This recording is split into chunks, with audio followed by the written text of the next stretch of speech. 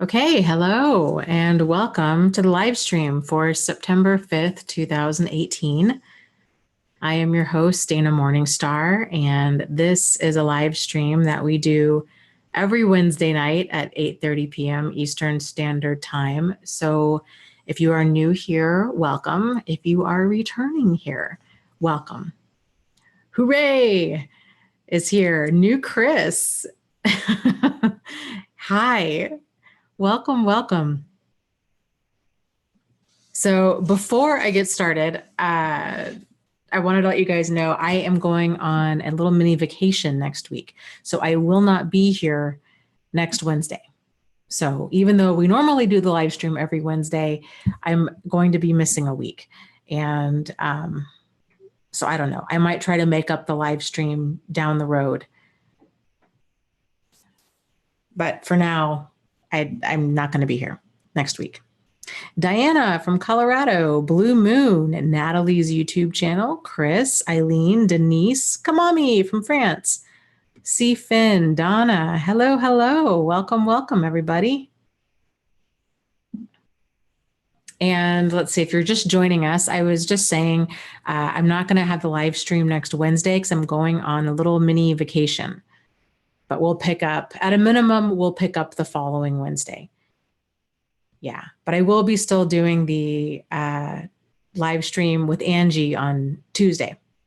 So let's hop into something positive. So if you guys were here last week, or if you've been following what Angie and I are doing, we are working on a vision board. And our goal is to come up with a minimum of like 2 or so things that we want to add to our vision board every week. And so this is something I would encourage you guys to do as well. Vision boards can be a really great way to kind of get a new future, a positive, compelling future in mind. So it gives us something to steer into, something to pour all of this, oftentimes all of this anger or energy or anxiety into, giving it a positive outlet. So some of the images from my vision board for this week are aerial yoga. Here's a picture. And it's people hanging upside down with an aerial yoga swing. I absolutely love aerial yoga. It looks like that requires a lot more skill than it really does. It's amazing. You can get into this pose if you're even remotely flexible within 20 minutes of being on an aerial swing for the first time. It's aerial yoga. Oh my goodness. For your back, it feels amazing for your back, for your state of mind. It just stretches every single muscle in your body. It feels really comforting to be in the yoga swing, which is kind of like this parachute type material. It's just, yeah, it's awesome. Jen is saying it's a blast. It totally is a blast. So I signed up to do an aerial yoga class again this Sunday. I was going on a weekly basis, and then I just kind of dropped off because I have a really bad habit of working on too many things at once. And it's this feeling of like postponing my life. I'm like, well, when all these projects get done, like that's when I'll go have fun.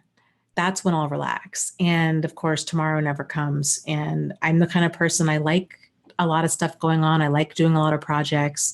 And so especially if it's involving like writing books, like I just enjoy that so much. But it can be a very overwhelming thing. And then I don't want to leave the house because I just want to write or edit or read or whatever. So I'm forcing myself to get out and have some fun. And then the other picture is just another aerial yoga pose of, again, people hanging upside down. This one feels amazing on your back, especially if you have sciatica issues like I do. It feels amazing. And then some other pictures. I found this really amazing new YouTube channel. I swear I was watching so much YouTube this weekend, just in an attempt to relax and like switch gears. And I was telling Travis, I'm like, I think I found the end of YouTube. Like I just came across so many new channels. I didn't have anything else to watch, which was a weird feeling. But So here is a picture. This is this new YouTube channel that I discovered. That's my new favorite channel. It's called Avant-Garde Vegan, I believe is the name. And it's this young guy who is a vegan chef, and he is absolutely phenomenal. The meals that he comes up with, just everything about the recipes, his demeanor. I love his kitchen. It's just across the board. It's just goals. So I chose this picture of him cooking because in part I really like his kitchen, but I also really like how the expression on his face and how much he's enjoying just being present in the moment and creating vegan meals. So I would like to have more of that because again, I get so busy with things that I tend to feel like I don't have time. I don't have time to cook. And that's just the anxiety talking. It's, there is time. So, and then here's another meal, just vegan sushi. And I'm a vegetarian. I eat, I don't know. I don't eat necessarily like a lot of dairy, but it's something I would like to go more full vegan, not more full vegan. I would like to go just full vegan. I think I'd feel better. And it's just more in alignment with my beliefs about things. So goals. Okay. So, yeah, Camilla says, yes, he is amazing. He totally is. Avant-Garde Vegan is the channel. AVANTGUARD, and then vegan, VEGAN. And yes, there's all different types of yoga. Bonnie was saying that she wished she could do yoga, but she has scoliosis and a fused spine. Oi. And a good yoga teacher, frankly, most yoga teachers would be able to help you with to modify each movement to where you could do it. So that's just something to consider as well. Healthy Love had mentioned earlier, she was talking about restorative yoga, which if you guys have never tried that, that's incredible as well, because it's very gentle yoga and the focus the hiccups. The focus really truly is on restoring yourself and healing and getting reconnected with your body. And it's just phenomenal. Like they oftentimes have just different kind of really slow moving, just stretching poses. And they have a blanket and they might have you kind of like curl up, and it's just very, very gentle. So if you're thinking about getting into yoga, but you're overwhelmed or intimidated by a lot of what you might see on like Instagram or even the pictures that I was just showing with aerial yoga, you might want to check out a restorative yoga class. They are a lot more gentle. So somebody had asked, and Jen had said, water yoga. And that's a thought too. That I bet would feel amazing. New Chris is saying, some things to share that have worked for him recently have been frequent hot baths. Oh, I love that. Telling myself I will no longer abandon myself. And quitting a video game I used to disassociate. Yeah, that's a big one. What have you been doing to fill up that void? If that's been your way of escaping is into that video game, have you substituted that with anything else? If you're open to sharing. If not, I totally understand. And okay, so Nora had asked kind of what is a vision board and what kind of things do you put on there? There is no right or wrong way to do a vision board. And I've mentioned this before, but I'll cover it again real quick. So most people with vision boards, they will put up pictures like I was showing you, just things that they want to have in their life down the road. And I think I found it helpful to do a vision board on a regular basis, like maybe once a year, and to update it. Because as you move forward in life, you might start obtaining a lot of those things or bringing those emotions of those things into your life that are on your vision board. And so a lot of people, it's an interesting kind of getting to know yourself process. And I think a lot of people, myself included, tend to start off with the shoulds. things that they feel they should want. I should want a really expensive car or a really big house, or I should want to go, I don't know, ride camels in Egypt, kind of these like big milestone kinds of things. And as you're going through this, really seeing like, is this something that I really want, or is this something that I feel like I should want? And what's more interesting is it's rarely the stuff we want. It's more of the emotion behind that stuff that we're going for. So for me, it's not necessarily like getting good at aerial yoga. It's more of taking time for myself, being good to my body, just increasing that mind-body awareness. Like that's the deeper reason that aerial yoga really appeals to me. I like how physical it is. It feels like a really good form of self-care. And so thinking about that for you, like what are these things that you want and what emotion is behind it? Or what feelings do you think it would give you if you were to achieve that? It's a very interesting process. And some people write words, some people like inspirational words, such as like, yes, you can, or, next chapter, or trying to think of anything that's like inspirational. And again, there's no wrong way to do this. And so then the goal is to create a board, to put it on someplace that you're going to see it every day. You might want to do one physically, like get a big piece of poster board, which I have. I still need to hang it up. Big piece of poster board, put the images up in like a collage type way, or some people put them in a very organized way. It just depends on you. And put that board somewhere where you'll see it multiple times a day. And when you do see it, take a moment to really try to like tap into those emotions that you think each of those things will bring to you. So that's the biggest part of it all, is like really tapping into those emotions. Some people like to do a digital vision board. So they have maybe a file folder that they have, or they use Pinterest and they pin up a bunch of things, and then they go in there and they look at those a couple times a day.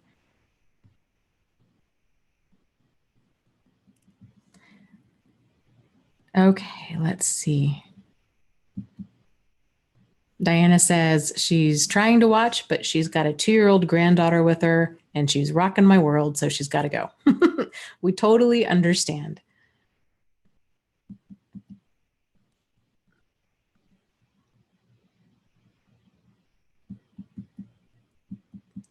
Yes, Diana says, I tell myself to forgive myself for my past. I think that's a big one. Yes. Bonnie was saying acupuncture helped her a lot. It actually surprised her how well it works. It just takes time, though.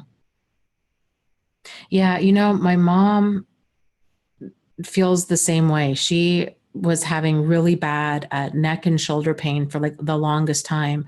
And it turned out she had some sort of disc issue, like disc compression. And she also had a torn rotator cuff. And her chiropractor, so like getting massaged was making it worse. Going to the chiropractor was making it worse. And she tried everything. She was just in, excruciating pain for the longest time. I don't know why it took so long for them to diagnose this, but it did. And anyways, so she was able to go to physical therapy and get rotator cuff surgery. But for the rotator cuff surgery, she was having so much pain that pain meds just weren't even touching it. And the only thing that helped her was acupuncture. But even then it only helped. It gave her relief for about 4 or 5 hours, but then the pain was back for, at a really intense level. But it was the only thing, like the pain meds just didn't even touch it.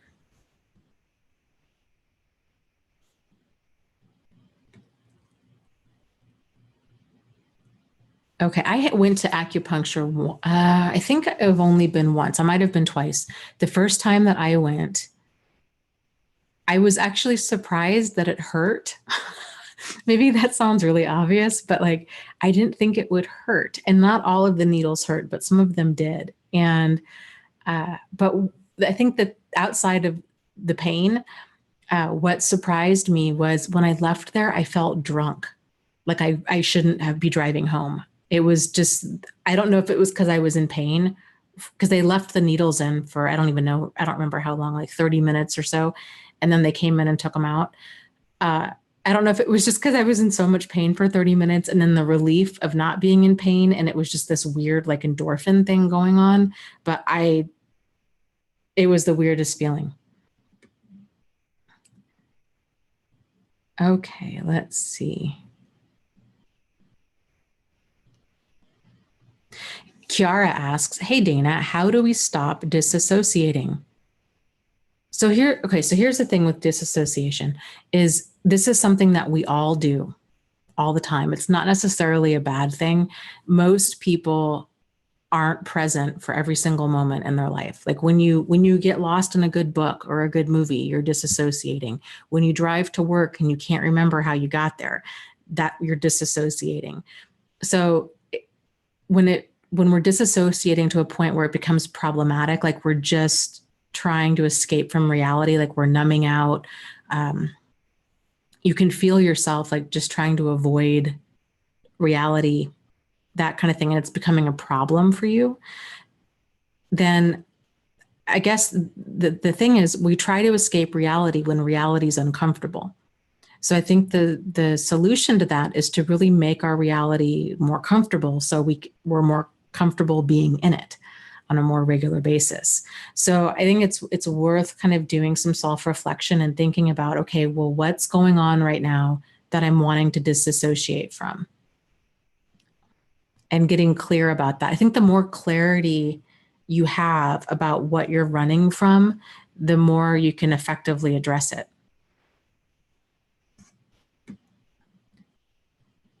Okay.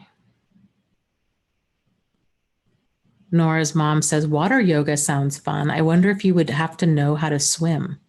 Oh, that's a good question. I don't know. I maybe contact the instructor and see. Yeah, I don't know. My guess is that you'd stay in like the shallow part of the pool, but if it's in a pool, I mean, in Michigan, I bet you they have water yoga on lakes and stuff, but yeah, I don't know. That's a great point. LG says there's yoga for trauma as well. Yes, there is. I cannot believe I didn't think of that. Yes, there's yoga for trauma. And I've seen this offered at more and more places. The yoga studio that I'm going to start going to again, they have a class there and it's mainly for people that have gone through domestic violence. So that's a great suggestion. So maybe calling or doing a Google search for trauma yoga in your local area or calling some studios and seeing, hey, do you guys offer these classes? And if so, you know, what can I do to get in there? I should sign up for a trauma yoga class and see what it's about. I would be curious.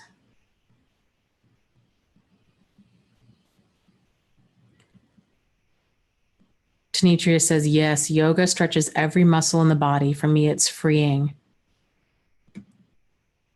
It is. And I think it's so nice to just focus on your breath and just be present in your body for like an hour.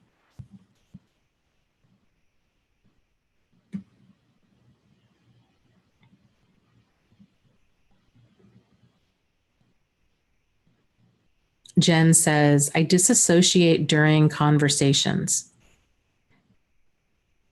Is it conversations with everybody or is it with certain people? Is it boring conversations or is certain topics that you tend to kind of disassociate, or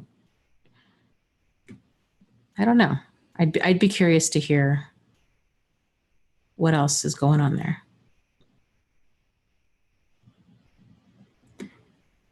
Let's see. Oh, that's so true. Maddie says, I used to get headaches a lot and tight shoulders. As soon as I went no contact with my narcissist, the headaches and the tight shoulders stopped. Go figure. Stress and anxiety do manifest in physical ways. Yes, they absolutely do. And that's something that we just don't give enough credit to. that.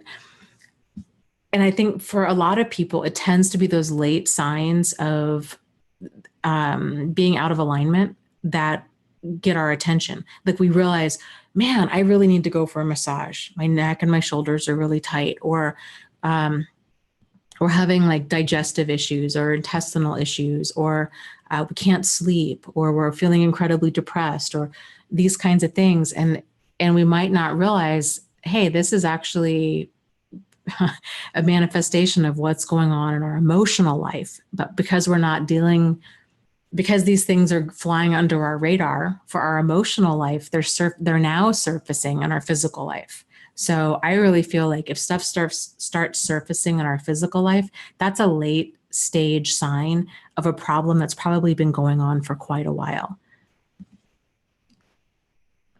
And I think too, it's also good to realize that our body, like when these things surface, it's not something to fight. It's more of like messages to listen to. And that can be a big mindset shift and something that I still work on and struggle with, because it's frustrating when your health just starts breaking down, and you want to push forward and you've got responsibilities and things to do and all of that. It can be, frustrating when we don't feel good or when our body just stops cooperating. But to realize, okay, there might be more going on here. So let's take some time and kind of figure out, okay, what's going on? Why is your back hurting you? Why are you getting headaches? Why are you unable to sleep? Or why are you sleeping too much? These kinds of things. Tanitria says acupuncture releases endorphins. Okay, well then that would make sense as to why I was feeling the way I was feeling.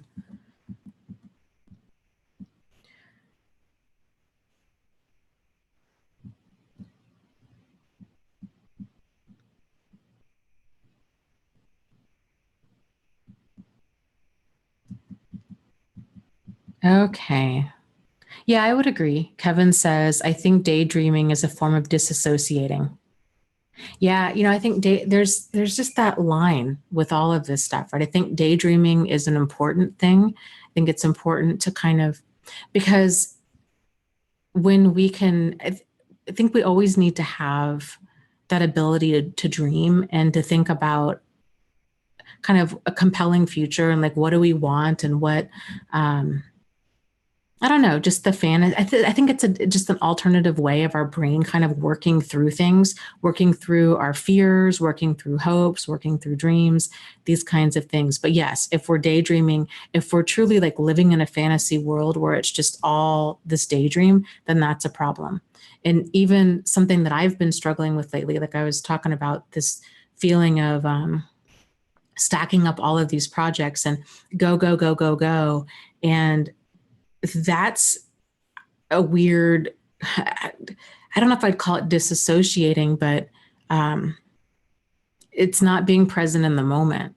It's kind of living your life in lag time. Like you're waiting for this future event to happen in order to actually live life. And that's not good, because then there's always something. And then you wake up and, 10 years have passed, and I don't want to do that. So.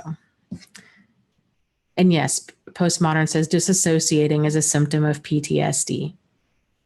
Yes, it's a way, if a person's disassociating a lot, it's a way that the brain handles trauma. Because if a person's reality or if what's happened to them is too unbearable, the brain is going to try to escape from that. And it does that by disassociating.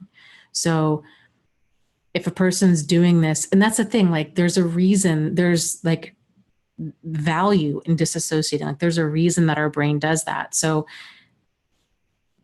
I prefer to think of it more of like, okay, if we're trying to escape the pain, it's more about like, how can we make what we're trying to escape from like more manageable, instead of getting so down on ourselves about disassociating. Like what is it that we're trying to run from?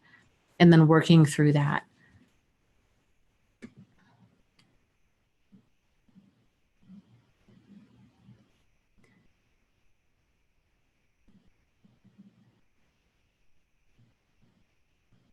Okay, let's see.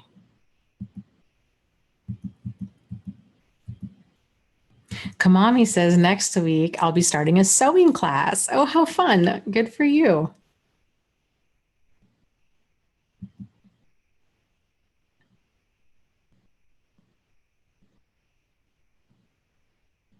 Okay, postmodern, you bring up a great point. She says, I try not to daydream as it depresses me. And usually I find myself thinking about the past and I don't have time for that. So, we were talking about creating a vision board. And I think this is one of the things that a lot of times isn't talked about, but I feel like it should be. And so I'm really glad that you brought this up. Sometimes when people actually go to sit down and create a vision board, that compelling future, their ideal future, can feel a million miles away from where they are right now. And creating a vision board can have the opposite effect, and it can make them feel incredibly depressed, and it can just cause them to shut down even more. So I guess just being aware of like these different exercises that we're talking about. Is this something that's helpful for you? It's okay.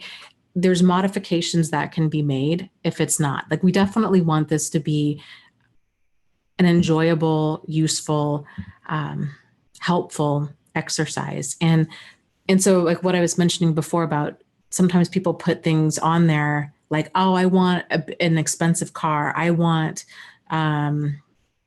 this big fancy house or whatever. Like, if they're living in a shelter and they're fresh out of and they have nothing, that can feel so far away. It can just be depressing. And so I'm a big fan of like putting up emotions that you want to steer into. So maybe it's the idea of, you know what, I'd really like to have quality people in my life. And so you find a picture that represents that. Like, one of the pictures on my old vision board was a bunch of people sitting around having dinner together. And it wasn't that I wanted necessarily like those people in my life or even that food. It was the sense of community. And the good news is when we're thinking, daydreaming in terms of a vision board, when we're thinking about emotions like that, these are things that we can start bringing into our life immediately. And that kind of helps a person, I think, to build positive momentum, that it's not this like event, like having the big fancy house or the big fancy car. It's the emotions, and that we can start cultivating those on a regular basis pretty much right away. Yeah, New Chris says something that we were talking about before, some sort of retreat would be good. A week of healing and R&R and try to jump out of trauma mode.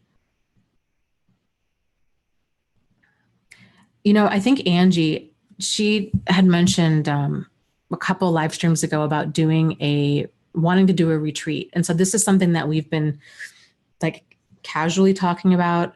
I joined a Facebook group that she just started about doing retreats. And so I think the plan is that there's going to be one next year.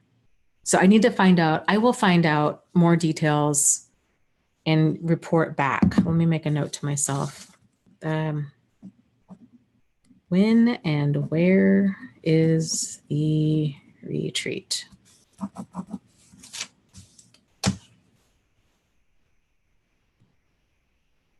Desperate to Heal says, yeah, I think I'm not psychologically equipped to do a vision board right now. The wounds are too raw. Yeah. And that's okay. I think you just have to start where you are.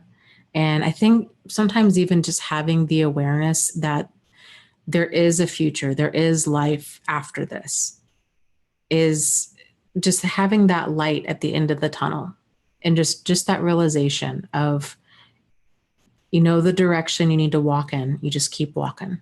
Just keep walking. Like, you'll get there. The pain's not always going to be this intense. It does lessen with time. And there's a lot of things. Many of your best days are still ahead of you. And there's a lot that we can squeeze out of this, that we can make for your highest and greatest good.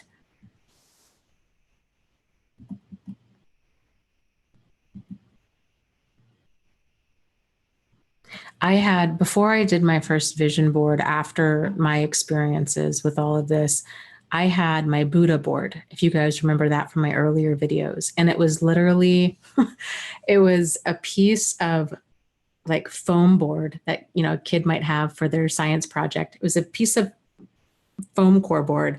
And I just had different, almost like mantras written on there. And I had that just nailed up in the sunroom of my old house. And that just gave me something to steer into. So having affirmations, I think, like hindsight being what it is, like that was probably my first step, is just having an affirmations and like just giving my brain a positive direction. So maybe thinking about some different mantras that can help you stay grounded and focused during all of this.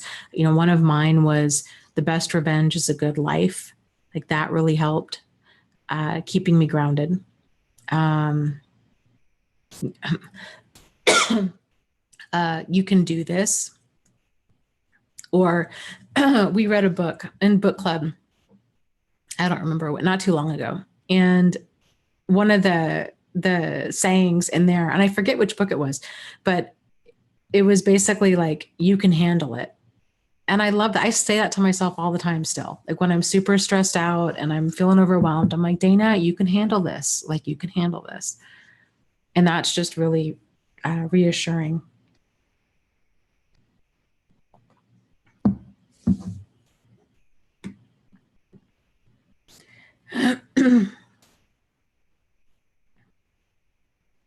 And yeah, Grace is saying that the idea of creating a vision board is depressing for her at the moment, but she loves the idea and she's done it before.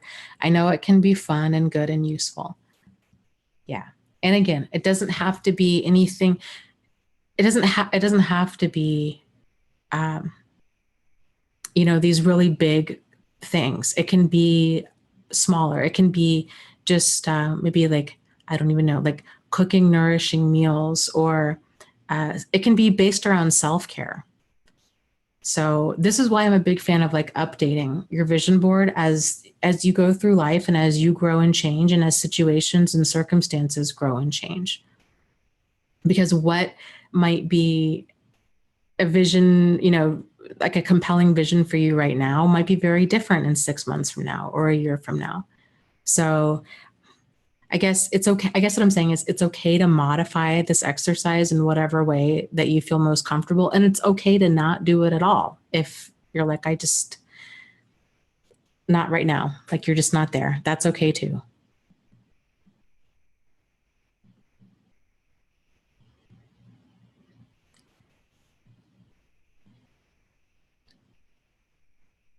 Postmodern, saying that she's so busy, she doesn't have time to disassociate. Oh, oh girl. Yeah. I can totally relate to that.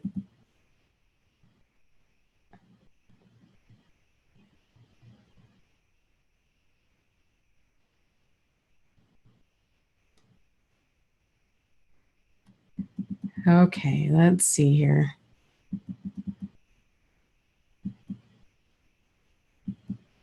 That's a really great point. Bonnie says, yes, disassociation is like a buffer.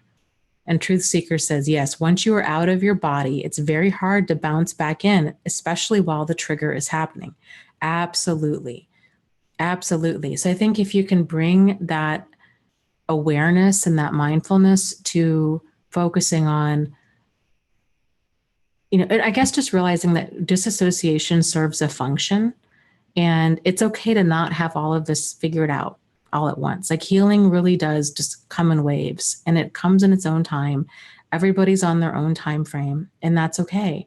And your brain is doing what it's doing as a way to try to protect you. So even though it can feel like your brain, especially when you have PTSD, it can feel like your brain is trying to work against you. It's not. It's really trying to work for you. It's always working to protect you.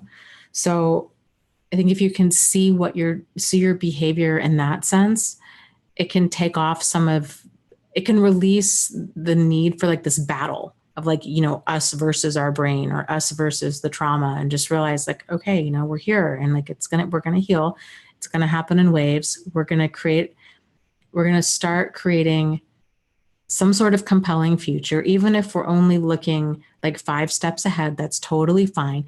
As long as we know the path that we're wanting to take, we know a positive path, we know how to keep ourselves safe and sane, we're making self-care a priority right now, then that's the path to take, you know? And that's it. Those are some really fantastic, huge first few steps. And then down the road, once enough time has passed and you're able to slow things down and you can kind of dive more in, it really does, like, just time helps to have enough of a cushion between you and the event. Once that trigger, once things aren't so raw, then you can start diving deeper and kind of figuring out, putting more space between yourself and like that disassociation, and examining, okay, what about this is so uncomfortable? Why am I feeling the need to run? How can I make this reality or this event more, like, how can I squeeze out of it what I need to squeeze out of it? And how can I work to like release a lot of this anxiety or fear or these unpleasant emotions that are surrounding it?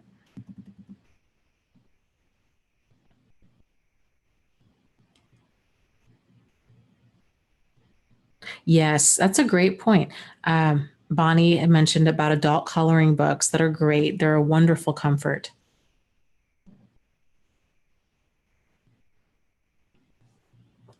Desperate to Heal says, Dana, because of one of the posts by an admin in your Facebook group yesterday, I realized I was chasing the psychopath and kneeling down for forgiveness and blaming myself for everything. I'm guessing that was a post by Arthur. If so, he is so insightful and so fantastic. And yes, I love his, I love his posts as well.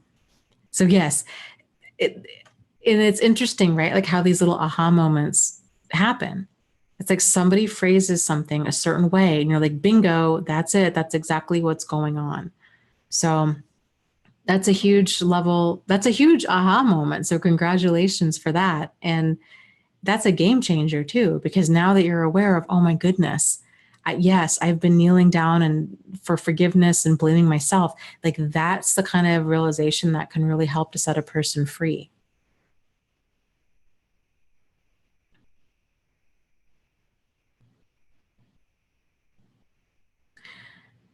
A McGoogle says he seems to have changed for over 3 months now. Is it a lie?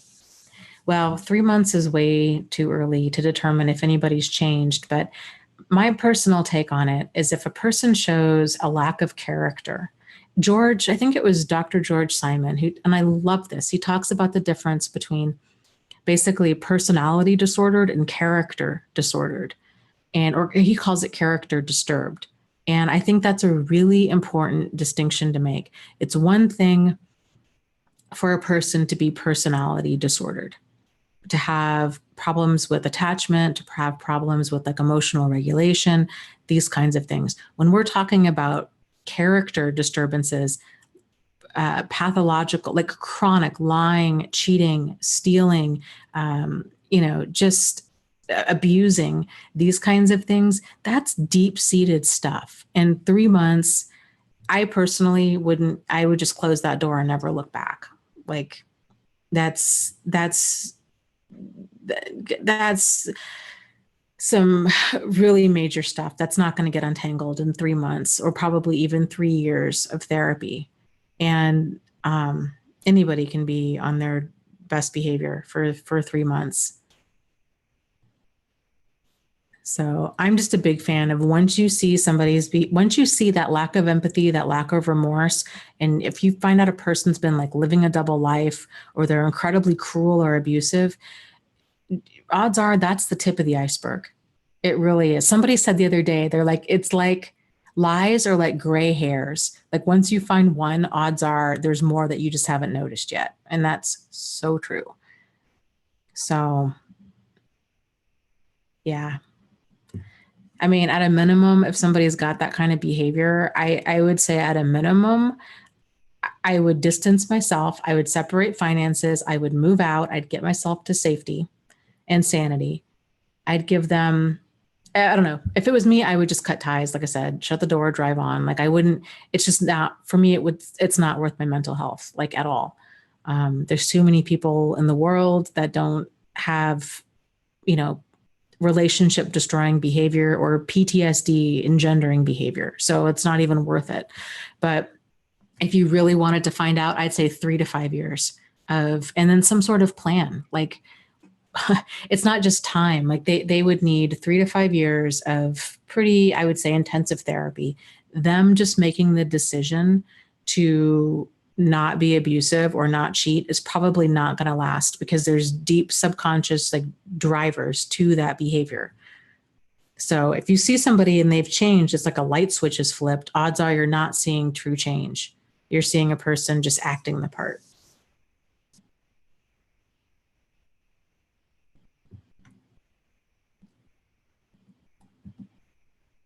Nora's mom asks, Dana, when are your books going to be in Audible form? So, well, hopefully, I don't know if you heard the whole saga with this. Like, I recorded both of them. And then as I was going through, I found a bunch. I'm like, this really just needs a better edit than what I did. And so I was just so upset with everything. I scrapped all of that work and then got the first book edited again and then went through. I should finish recording it tomorrow. Yes. Yes, tomorrow. I was there all afternoon today. I'll be there tomorrow. And then I think it takes about 2 weeks for it to go live. So I'm hoping the first book, Start Here, will be out by the end of September in audiobook form. The second book, I still want to get like a really solid edit. And then I'll have to read that. And when you read it, oh my gosh, when you go to record an audiobook, it is so slow going. I average about 11 pages an hour when I read a book. So it takes like, 12, 15 hours to read one of my books. And I can only do so many hours in a day before my brain just turns into mashed potatoes. Okay.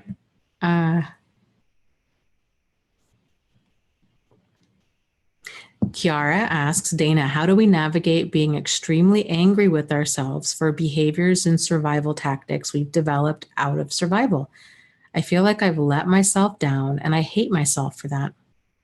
And Jen, I agree, says Kiara, love you. It takes time. Forgiveness is a process. And forgiveness is about releasing anger. It's not about forgetting. It's not about letting something go. It's about working through these emotions. And true forgiveness, it truly is a process. It's not an event. It's not something as simple as saying to another person or to ourselves, I forgive you. It's when these emotions come up of anger, of grief, of regret, of shame, of embarrassment. It's working through them. And I think it helps to continually ground yourself and realize, you know what? You did the best you could do at the time with the coping skills that you had and the level of awareness that you had. Had you known different, you would have done different. And just continually reminding yourself of that, So it's being patient and it's just loving yourself. And it's hard. It's hard especially when the light kind of goes on and that clarity happens and you see manipulative behavior for what it is. The sound engineer that's helping me with the audiobook, his name is Corey. Corey and I were talking today about my book. And he was saying, he's like, this is so interesting. And, he's like, it's so interesting because he's like, I'm hearing you read this and I think about these different people in my life and different situations. And this sounds so obvious, like when you're reading it. And he's like, but then when I was in those situations, it wasn't obvious at all. And I think he summed it up perfectly. Like that's the divide that so many of us have to bridge of, yes, when you're made aware of this, it's so obvious. Like, of course, my goodness, like, of course this is abuse or of course this is manipulation. And you see it, you just see it clearly.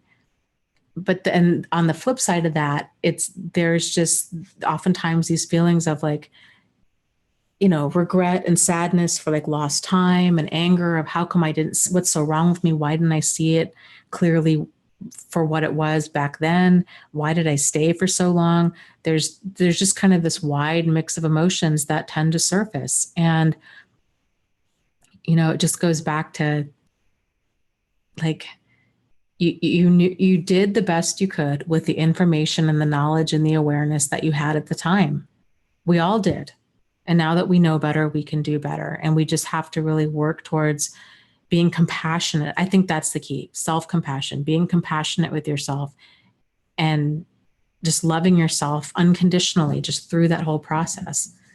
Because lots of people, abuse, trauma of any kind, oftentimes all kinds of things come to the surface. People start acting in ways they don't normally act. They might start drinking, they might start using drugs, they might gain a bunch of weight, they might lose a bunch of weight, they might become really easily triggered and just lash out at others. There's all kinds of kind of negative effects that can come from things like this, and we all cope in the ways that I think are the most kind of the default ways of that we have of coping. And that's another part of healing is building more empowering ways of coping. So there's so much to this healing part of it all. It's truly just this huge journey into self-awareness and self-acceptance.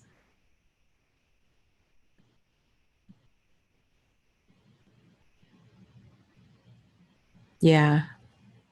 Tanessa says, yes, I see it very clearly. It's been over a year and I still have regret and sometimes cry at night. Yeah. I don't think you're alone in that. It's hard. The self-compassion, and it's okay to cry. It's okay. It's just working through those emotions and just having that self-compassion, and I think it can help too to visualize yourself, like having like your inner child, like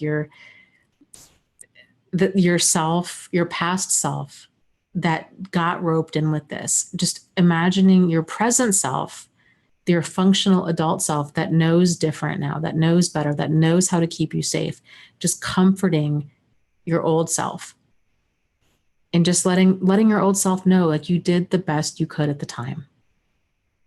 Now I know better, I can do better, I can work towards keeping you safe. Like I understand, this will never happen again.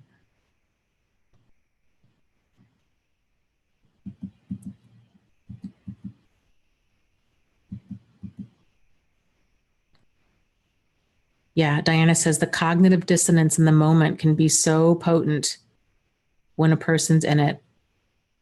Oh, absolutely. I mean, that's another thing that Corey and I were talking about is when he was saying, it's so crazy. Like when you say it, when you hear somebody else say it, it's not just me, but when you hear somebody else talk about stuff like this and you see it so clearly, it's so wild to you that you don't see it clearly. And it's sort of like if you think about like an extreme version of this would be like the Heaven's Gate cult, right? Like nobody thinks they're going to go eat poisoned applesauce to be able to like leave their body. And so energetically, they can go hop on a UFO that's hidden in the tail of the Hale-Bopp comet. Like that sounds crazy, but yet people did it. People do all kinds of things when they've bought into like this really pathological, skewed ideology of any type of manipulator to any degree. And then when that reality comes crashing down, and it may never have for them, they might have all, actually there's a few remaining members left, but they still hold on to their beliefs. So if they ever do have that moment of, oh my goodness, we were believing the wrong things, that's going to be a really painful realization.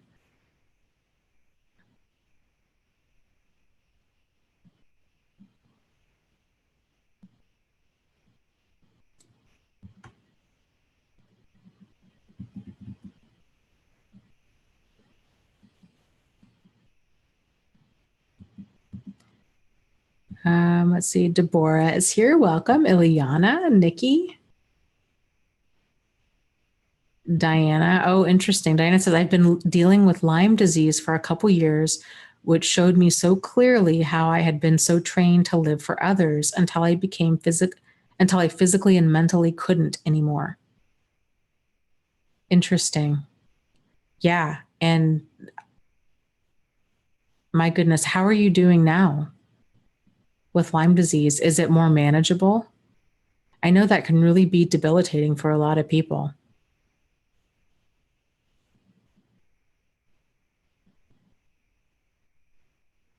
Okay, Nikki, you bring up a good point. Nikki says, can you really forgive certain people? My family talks to my abuser to entertain gossip. They torment my son as well. I don't see ever forgiving them.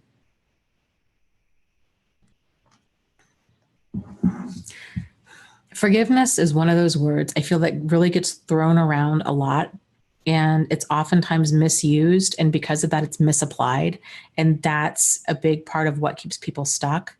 And um, for me, forgiveness is about releasing anger. It has nothing to do with allowance. It has nothing to do with letting that person back into my life. It has nothing to do with forgiving. It has nothing to do with spending time with that other person or any of that. And it also isn't something that I need an apology from them. So different people have different understandings of forgiveness. That's my understanding. My understanding of forgiveness, it's for me to work towards releasing anger so that it doesn't ruin my life. Not because, but and that's the challenge I think with this type of forgiveness is or just releasing anger in general, is that anger is appropriate anger. It's righteous anger. A person's really done some awful things, and it's an appropriate response to be angry with them. So, and a lot of survivors feel like I don't want to let go of this anger because the anger is the only thing that's keeping me safe. I'm afraid if I let go of that anger, then it's going to be a slippery slope into me allowing them back into my life. And then I'll be back in that cycle again. And so that can be kind of a difficult line to walk. But this is why I talk about forgiveness is not the same thing as forgiving or forgetting, excuse me. And it's not the same thing as allowing. So we can work towards squeezing out all of the messages that anger has for us. And really that those messages are to basically not be around people that cause us hurt or harm. That's the message. If you can keep the message and then work towards releasing the emotion, then you're going to stay safe. You're not going to slip into allowing them back into your life or forgetting what they did. So it can take a little bit to kind of sort out the message from the emotion, if that makes sense. A lot of other people tend to view forgiveness as forgetting or allowing. And this is why when I'm talking to them, I always make the distinction. If people say platitudes all the time. They'll say, oh, forgiveness is so important. You just got to do it for you. You've got to forgive. And I always clarify, if by forgiving you mean me releasing anger, yes, I'm working on that. If I even feel like clarifying, like half the time I don't even get into it because there's no point. I just smile and nod and totally brush that right off. But if I do feel like getting into it, then I'll say, yeah, I feel like it's about releasing anger. It's about me. It's a process, not an event, kind of a thing. So if people say, oh, well, you need to forgive this person, they're your mother, or your father or whoever, you need to let them back into your life, or, oh, it's so important for divorced parents to be friends and to be on good terms for the children. That's all fine and good under certain circumstances. If you've got a parent or a former partner who's got this destructive pathological personality, being friends isn't possible. You always have to have your guard up with them because they're not a safe person. So nothing to do with you being petty or living in the past or any of that. It's you being self-protective, and you would be wise to do so based on how they've behaved in the past. So if somebody was trying to push me into allowing a dangerous or destructive person back in my life, if they were to say, oh, well, it's really important you forgive, and If you've truly forgiven them, you would be okay with them coming to Thanksgiving dinner or, having them in your life. I would just make it very clear, like, I'm working towards releasing anger. I still have healthy boundaries. They've been dangerous and destructive to me and mine. They're not welcome in my home, and I will not be spending time around them. And then shutting down that conversation and just letting a person know, I appreciate your concern, but this is my boundary and it's not open to negotiation or even discussion. People who haven't gone through this kind of stuff, by and large, don't get it. And the ones that have gone through this stuff and they still say garbage like that, they're just as toxic. They're enablers. They're just as toxic as the abusive person themselves. So this is why when we talk about getting out on the other side of abuse, it's oftentimes not just cutting out the abusive person, it's cutting out a lot of people around them, all of their enablers, everybody that has this toxic ideology of, you've got to keep dangerous and destructive people in your life because that's the Christian thing to do, or the moral thing to do, or that's what forgiveness is. And they all think that they're just doing the right thing and they're being so compassionate, when the reality is they're just having really unhealthy boundaries and they have misplaced compassion. Compassion should go towards the victim, not the abuser. So I just wouldn't waste any time with that. And I think it's totally good for you for keeping yourself and your son away from dangerous and destructive people.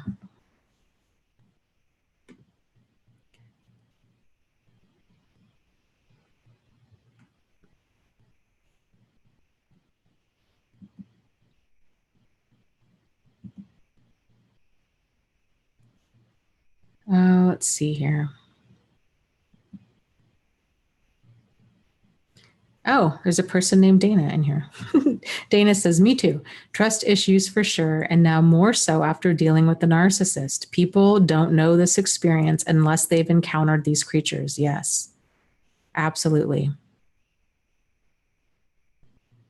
And Kevin says that, yeah, after Dana told me anger is the bodyguard to hurt, that allowed me to be okay with my anger.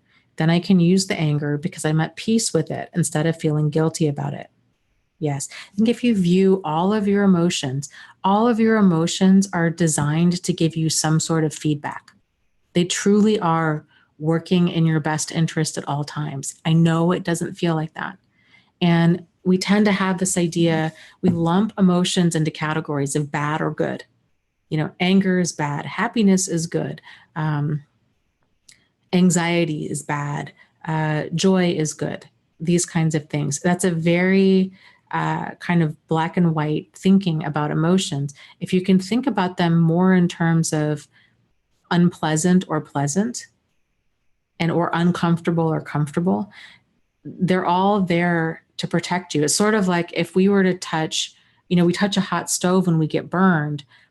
That's a good thing. It's a good thing that we feel that pain of the burn. If we didn't feel that pain of the burn, we wouldn't last very long. I mean, there's been children that have been born without the ability to sense pain, and they tend to not live past the age of 4 or 5 because they don't have the ability to keep themselves safe, because they don't realize when they've broken a bone. They don't have a really important feedback mechanism of sensing pain.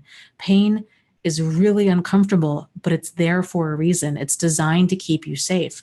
Emotional pain is oftentimes the same, not oftentimes, it's the same thing. It's designed to help keep you safe. If you're feeling these emotions it's always a feedback of what's going on in your environment.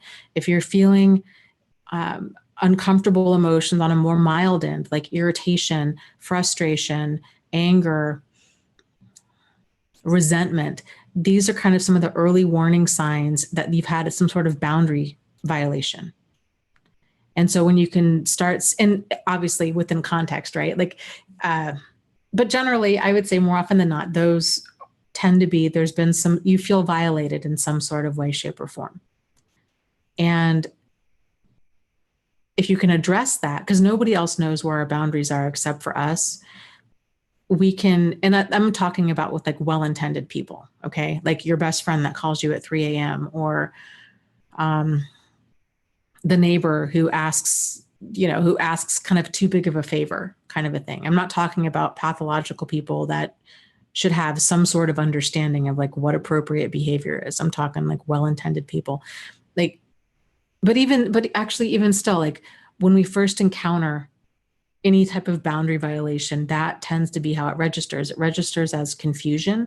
It registers as frustration or irritation or discomfort of, ooh, I don't know about that. Like, that's kind of weird, or it's the kind of cringy, it's uncomfortable, those kinds of things. If we can this is where it comes to turning inward and figuring out, okay, what do I need to do in order to get more in alignment? So those kinds of uncomfortable feelings, those warning signals can go away. And generally it's setting some sort of boundary. It's when you first meet a person online and you've been texting back and forth for a while and they ask you out on a first date and they ask you over to their house. Or, when you're like, I don't know if I'm comfortable with that.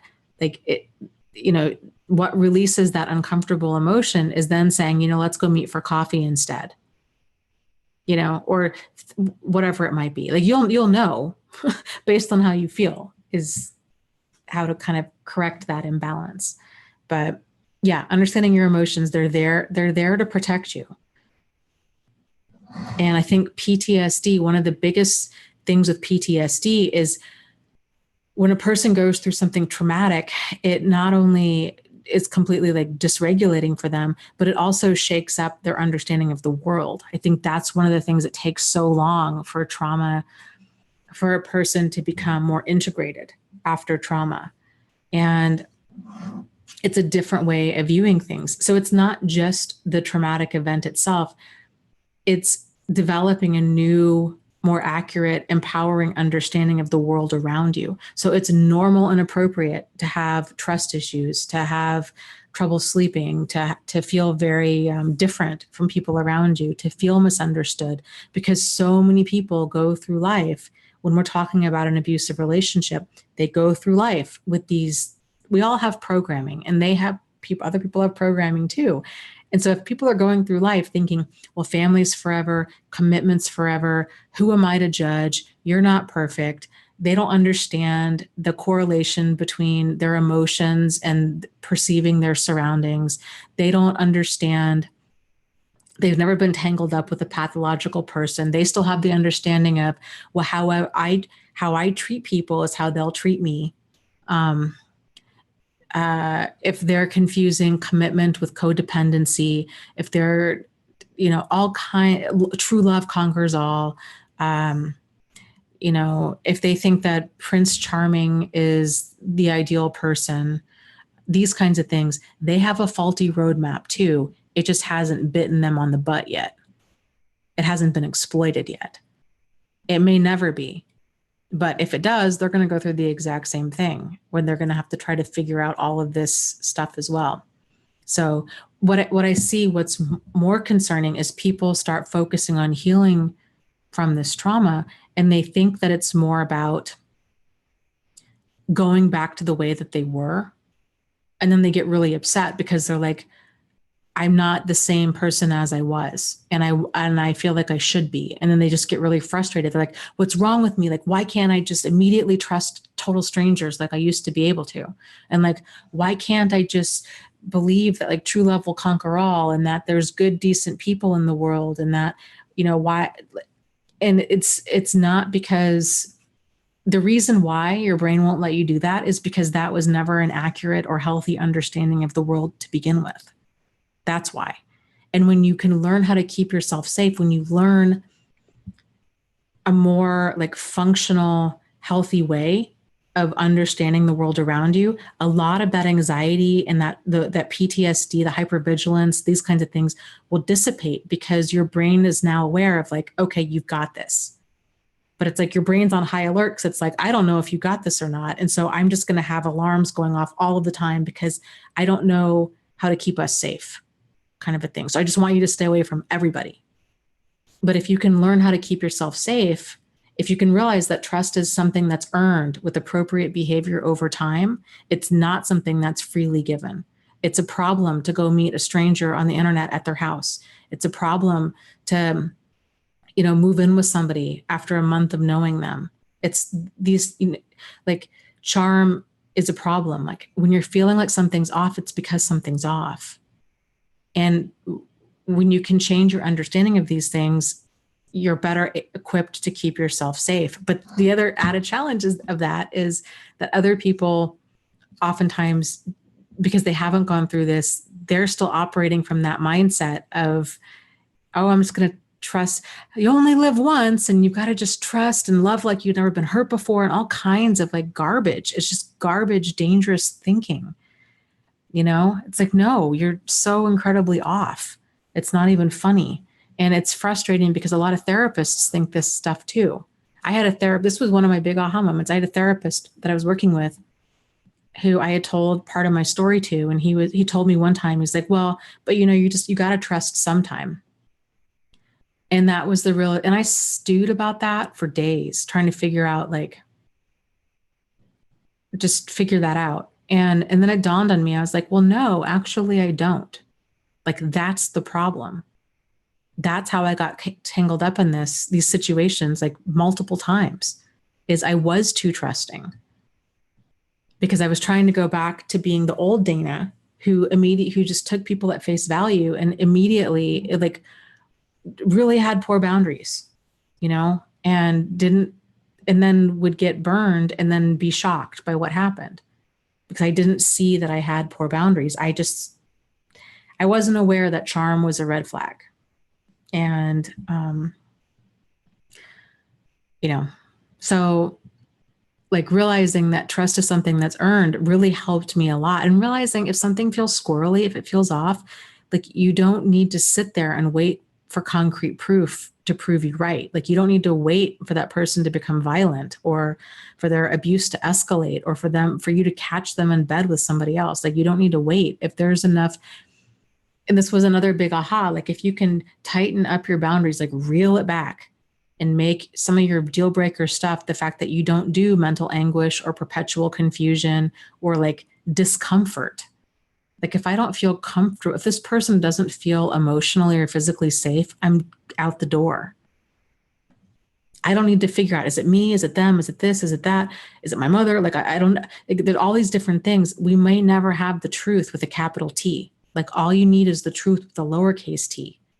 And that's your perception of the situation. If your perception is that this person feels emotionally unsafe, it's time to back away from them. Give yourself some distance and think about, it's not just you. And I get it. Like, you might feel like, no, Dana, I have PTSD. I feel like this way around everybody. Odds are it's not everybody. It might be the majority of people right now, but it's not everybody. And it's so important to think about, okay, is there one person, if you can think of one person in your life that you don't question their intentions, you don't feel like anxious or suspicious or guarded around. For me, that person's my brother. And so I can go to that. I'm like, no, okay, I don't always feel this way. I feel very calm and centered and grounded around my brother. So then it's just proving yourself right, of like, okay, it's not like, the difference between how an unsafe and a safe person feels. Just, it's trusting your emotions to give you accurate feedback about your environment.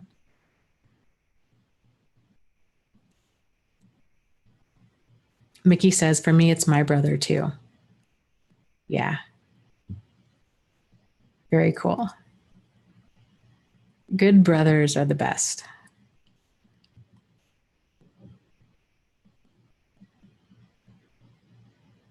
Let's see. Jen says, I know lots of charming people. Okay, so there's a difference. Let's talk about this. Okay, Jen says, wait, did you just say that charm is a red flag, or is it just a red flag for you? No, it's a red flag in general. Charm by definition is never sincere. So there's a difference between a person being likable and a person being charming. So if a person is likable, like they're friendly, they're interesting, like you get along with them, you have things in common, that's likable. Like you like them. Charm is false flattery. It's schmoozing. It's when a person's laying it on too thick. They're buttering you up. It's too much too soon. It oftentimes comes across, if you can tune into that feeling, it just comes across as immature. It comes across as too much too soon. It's the person you meet with online dating and they're telling you, oh, you're so beautiful. I've always wanted to meet somebody just like you. I just think that you're absolutely amazing. And girl, I would be so good to you. And you don't even know. And blah, blah, blah, blah, blah. And, either they're trying to get in your pants or they're incredibly abusive. Either way, charm is never sincere. It's always a sign of emotional immaturity at best. At worst, they've targeted you. They want money, they want sex, they want both. It's a problem. So this is why it's important that we set the pace. And abusive people, some of the earliest signs is we mistake their level of intensity for sincerity. That I think a great example of this would be the books or the movies 50 Shades of Grey. Christian Grey. He's in hot pursuit of Anna, or what's her name? Not Anna. Anastasia. Everybody's like, oh, it's so romantic. It's like, no, dude, that's obsessive. Like, that's some crazy stuff. And how those books end, that's not real life. Those books end up with that woman being dead or with her getting a restraining order. Like, that's how that real life situation ends. And this is the thing, like, understanding that there's just this fantasy out there that we're being sold by, like, movies and media and all kinds of things about, oh, this is true love. And this other person who's in hot pursuit, like, this is healthy, this is ideal. And so, because it can feel so amazing to be like the center of somebody's world, it can make a person feel like loved and important. And it can feel so right. It can make a person feel like, man, I just feel like this only happens in the fairy tales. Like, this isn't real, right? And it's not. It's not. It never is. It's always a sign of immaturity at best.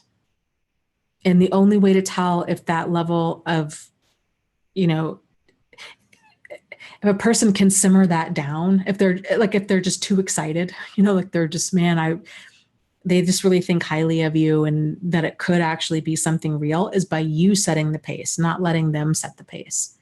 So you taking things slow, you dictating.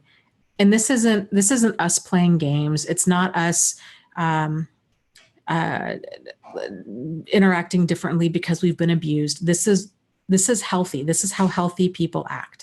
So healthy people have boundaries, and part of that boundaries is setting the pace. So an example of that would be, again, online person. You meet a person online, they're coming on fast and furious. They're, oh girl, I've been looking at your Facebook all day. They've been liking pictures. They're telling you how amazing you are. They've never met anybody like you. Oh my goodness, you'd probably never go out with somebody like them. Da, da, da, da, da. They're just laying it on so thick. They thought about you. They bought you a stuffed animal. You've never even met them before. These kinds of things, right? They're just coming on so fast. They're so certain that you're the one. It feels like the fish are jumping in the boat, kind of a feeling. Okay. You've won the relationship lottery. This person, and you're thinking the same thing. Wow, this person seems so amazing. I'm so flattered. They just seem so cool. I'm so lucky. I don't want to mess up a good thing, right? And, but it's important to set the pace. So if they're like, yeah, girl, come on over. I really want to see you. Can you come over? I want to cook you dinner. Can you come to my house for dinner? And a person with poor boundaries is going to be like, sure, total stranger on the internet, I'm going to come over to your house. And I've done this. I mean, I'm not like making fun of anybody. Like, this is stuff I've done because I really thought like, but we have this amazing connection and that's okay. And then I wasn't aware of like the tone I was setting and how like crazy things can get. So, or just not even crazy, uncomfortable. How uncomfortable things can get. So, just treating yourself with value, like having standards, like, no, I don't meet total strangers at their house. I don't care how long we've been chatting for. Like, I still don't know you. Like, I'd rather meet for coffee. I'm not going to have a full, 9-hour date with you. We don't even know if there's chemistry in person. Let's just meet for coffee. Like that would be setting the pace. But again, other people might be pushing you into being like, no, you got to just relax. And like, you only live once. And, this guy is driving from, 2 hours away and he really wants to spend time with you. And blah. I will tell you. And I would be curious to see what guys in the chat say. I really feel like guys I think people in general kind of they like feeling valued. And I don't think other people like it when the fish jumps in the boat either. So even if a person's driving, first of all, I wouldn't even try dating a person that lives hours away. Like that's just the reality of that's probably just not even going to work. But if a person's even coming from out of town, you clearing your schedule sets the tone of, I have no life. I have no life and I'm totally willing to make a total stranger my number one priority. Like that's not attractive. Like it's attractive when somebody holds their boundaries and they hold their own life and then they fit the other person around it. It really is.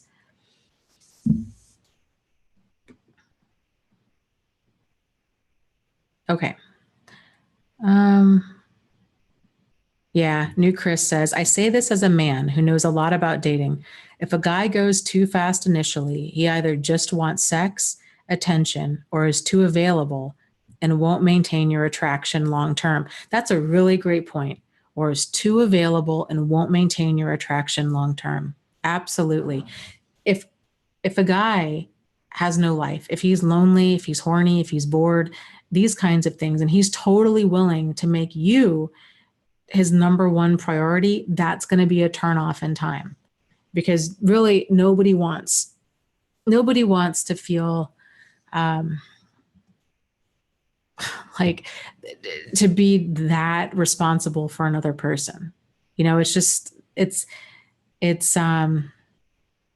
more attractive when a person when you feel like they have options, when you feel like they have no friends, they're fresh out of a divorce, they're scared, they're lonely, they're afraid, they're looking for a warm place to land. Basically, that's a terrible feeling. I've been on both sides of that and not realizing when I was doing it, because I just thought, well, I just want to get out there and date. And I went through these awful situations, but I'm fine. I'm better now.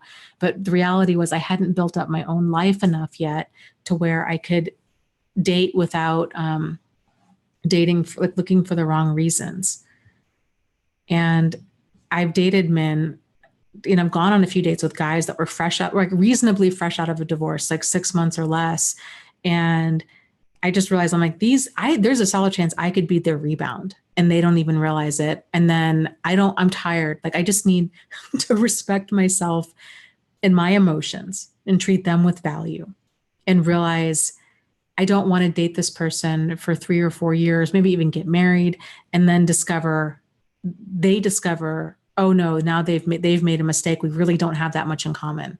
They were just looking for a warm place to land.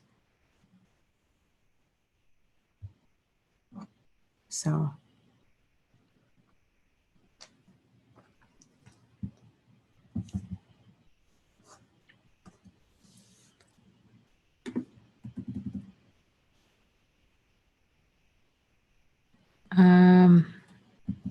Let's see here. Chris says, haha, yes, Dana, fish jumping in the boat. Yeah, that was one of my earliest warning signs with both Steve and Jack. Is I remember there were so many similarities between the two because they were, like pretty much the same personality, just different name. And I remember thinking with both of them, wow, they're so certain that I'm the one for them. And how do they know this right away? And then I also remember thinking like, boy, maybe I just have really low self-esteem. Like I feel like, I do, like, I feel like I'm a pretty good catch. So maybe I just have issues. Like I can't accept the love of a good man. Like that was what I was telling myself. And it's like, no, the reality was it was way too much too soon. On a deeper part of my brain that was registering, at the time I was in my mid 30s, they were in their mid 40s. And it was like, I remember thinking like, you guys are acting like this is not how any men I've ever dated have acted like, let alone men in their 40s. Like I would have just expected more maturity from them, you know? And, but just the cognitive dissonance of like, well, maybe it is me. Like maybe I have low self-esteem and maybe I have commitment issues and this, that, and the other. And it's like, no, maybe it's just too much too soon and it's immature and you don't know them.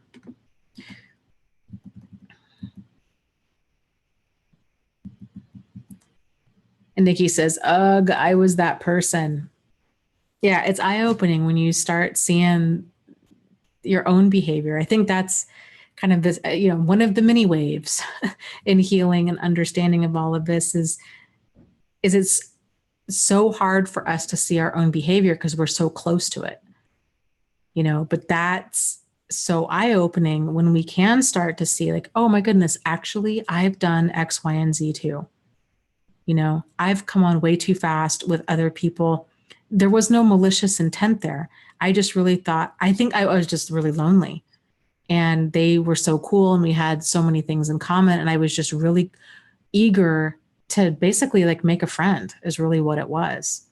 And I don't know, I was all kinds of twisted up, tangled up, like faulty thinking that wasn't getting me anywhere good, anywhere fast.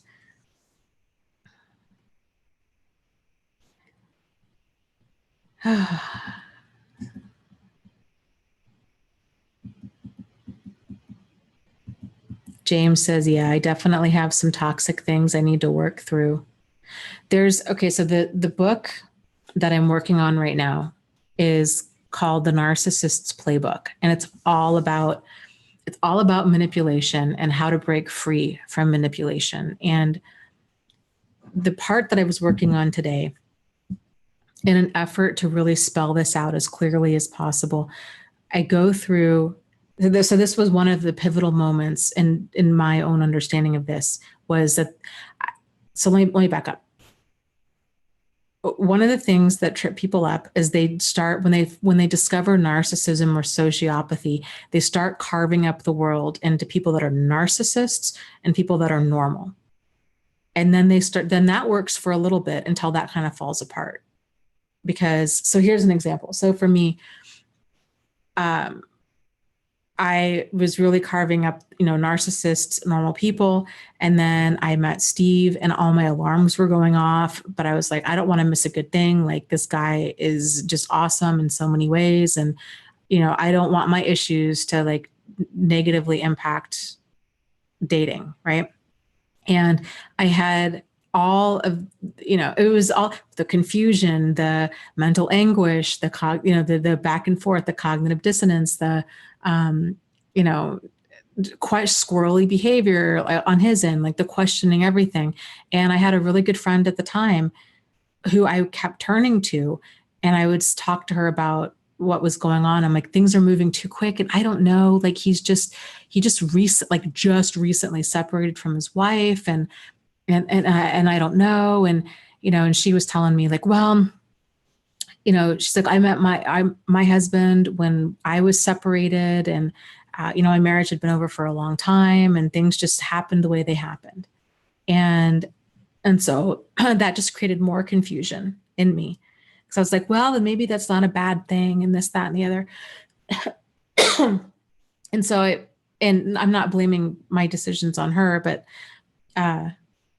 I didn't have my own standards or deal breakers in things. And then of course, this relationship crashed and burned because it was absolutely built on lies and craziness. And, so I, did a lot of thinking over the past, handful of years, trying to figure out what could I have done differently? Like, where was my thinking going off track? So then I realized that there's a difference. There's not just normal people and narcissists, but there's also healthy people. And healthy thinking is it's very rare and it's its own, and it's individual. Like different people are going to fall into kind of what you consider healthy, but I try to spell it out. Like there's a different way that healthy people communicate. There's a different set of standards and boundaries that healthy people have. So even though my friend who was normal, right, was giving me like normal person advice, it was, I would say, like functional normal, but it wasn't healthy advice. And so kind of realizing like the different camps that people kind of fall into can really help to clarify what you're dealing with. So like we were talking about earlier, if you've got family that are telling you, oh, it's so important that you forgive and you forget, and that you have this abusive person over for Thanksgiving dinner, and that you still keep in contact with them because they're family, or that because they're your ex-husband, and, children, it's important for the parents to get along, and blah, blah, blah. Like all of that. It helps to kind of understand like which category does this person's thinking fall into? Because once you understand that, it helps to be able to better like respond and anticipate things they're going to say, so it doesn't knock you so far off balance. And it's a good kind of checks and balances for our own thinking. So in this book, I have it listed out. There's like 8 main categories as far as just the differences that I've noticed between kind of those 3 main camps of people. And as far as like communication styles, as far as self-esteem, as far as like emotional expression, as far as accountability. Oh, what were some of the other ones? Accountability, communication, self-esteem. Oh, locus of control. That's a big one. I don't remember the other ones, but they were all like ways that shape a person's, thinking, feeling, and acting. So locus of control. This is another big point. Is how we view events, and where our level of power and control is, if we're placing it outside of ourselves or if it's internal. So your life starts to work when you feel in control of your life. If we're looking outside of ourselves for validation, so like in that story I was just telling you about my friend, me looking outside of myself for validation, being like, I can't tell if this relationship if this person I'm dating, if this is a problem or not. Like the fact that I'm looking outside of myself for validation, that's a problem. And giving other people advice, well-intended or not, more power than it is really warranted. And so learning to shift, learning how to think critically about situations, running everything through the filter of like boundaries and standards and deal breakers, learning how to trust appropriately, like just getting some ground from some framework of how I go about things makes it a lot easier. So like back to the whole dating thing and dating people, I will never ever date a person. I mean, I'm dating Travis, but like I would no longer date a person that's separated. They would need to be divorced, and they would need to be divorced for a solid year before I even consider it. So I just don't even, it's so much easier to just walk away from this stuff early on before you get emotionally invested, before you start texting back and forth, like before any of that. Just have your criteria. So, okay.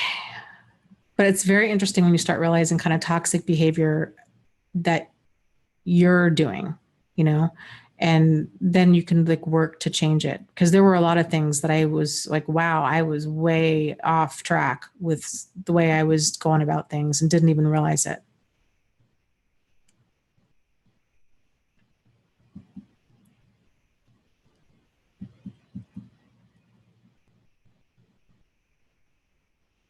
Last Miranda is talking about charm and stuff and says, is getting too quickly hot and heavy always a red sign, or might they just be childishly romantic?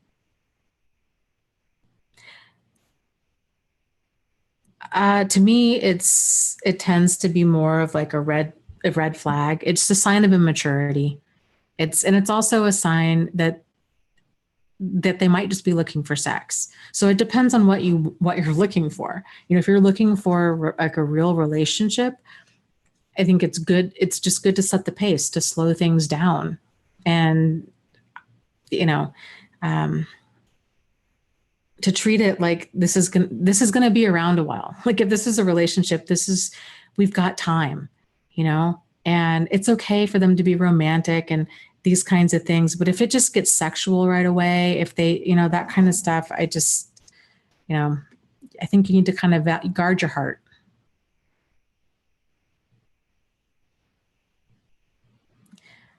James says, Dana, why a year? I ask because I've been divorced for 4 months, but I've been single since last September. So the divorce was just a technicality.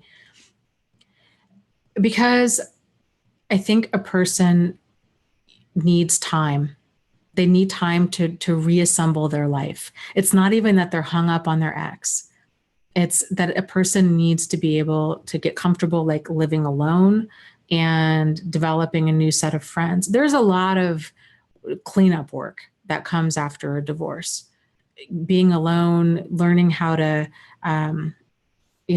just spending time with, because your friends, everything changes. I mean, this after a divorce, everything changes. Your housing situation changes, your financial situation changes. If you've got kids, your relationship with your children tends to change. Your friends change. So many things change. And if a person's just absolutely in a state of flux like that, the odds of you as a recently divorced man being attracted to a woman that you might not otherwise be attracted to is very high. And same thing for women that are in your same situation. It's normal. It's normal when we don't have kind of those fundamental building blocks there. If you think about Maslow's hierarchy of needs, the physical needs, the emotional needs, like that, those bottom pillars, if that foundation is shaky, we don't make good decisions. It doesn't matter how smart the person is. It doesn't matter how self-aware the person is. It's just, we're kind of biologically, like your brain just downshifts to getting those basic needs met. And so people, this is why we do irrational things when we're lonely or when we're scared or, when a person's been starved out in some way, shape, or form. So it's just really easy to do something that you wouldn't normally otherwise do. And then when those foundational pieces start coming into focus and you're getting your life back, you kind of realize, oh my goodness, this person that I was attracted to and we don't have that much in common. Like, oh my goodness, what was I doing? And that's a terrible feeling. It's not, it's not respectful to you. It's not respectful to the other person. It's important to just breathe and regroup. And the odds of you being, incredibly vulnerable and prone to like that love bombing and the kind of the female narcissists out there that are going to want to swoop in and be very quick to make you their whole world. That's really high because that stuff's hard to walk away from. I mean, it feels when a person's feeling lonely or scared or just in need of a warm place to land, that kind of love bombing stuff can feel like maple syrup on the pancakes of your soul. Like it can feel so right. And that can be so dangerous. So yeah, but I guess the point being, build up a life that you love. Single, friends, hobbies, you've like, in this way, when you're dating somebody, they're the icing on the cake, or they're even the candles on the cake. Like you've got the rest. Like you're not looking for another person to complete you or you're needing this other person to to complete you, to like have this excessive emotional reliance on this other person. Like you've got a life that you love. That's sexy. That's attractive. When somebody's like, you know what? I've got my friends. I've got my hobbies. I know who I am. Like I'm situated. I'm stable. Like this is who I am. They're grounded in themselves. It's so much easier to walk away from what's not for you when you have a solid sense of you. And when you are fully you, and you're comfortable and confident in like your hobbies and your friends and your life and this, that, and the other, it's like you just it's like the bat signal, like you turn the bat signal on, right? And then like the right people start flocking to that. Like you're calling out to the right people. But if our signal is weak, if we're just looking for somebody who's nice and understanding and that we're attracted to, like that's not enough of a criteria for something to actually be long lasting.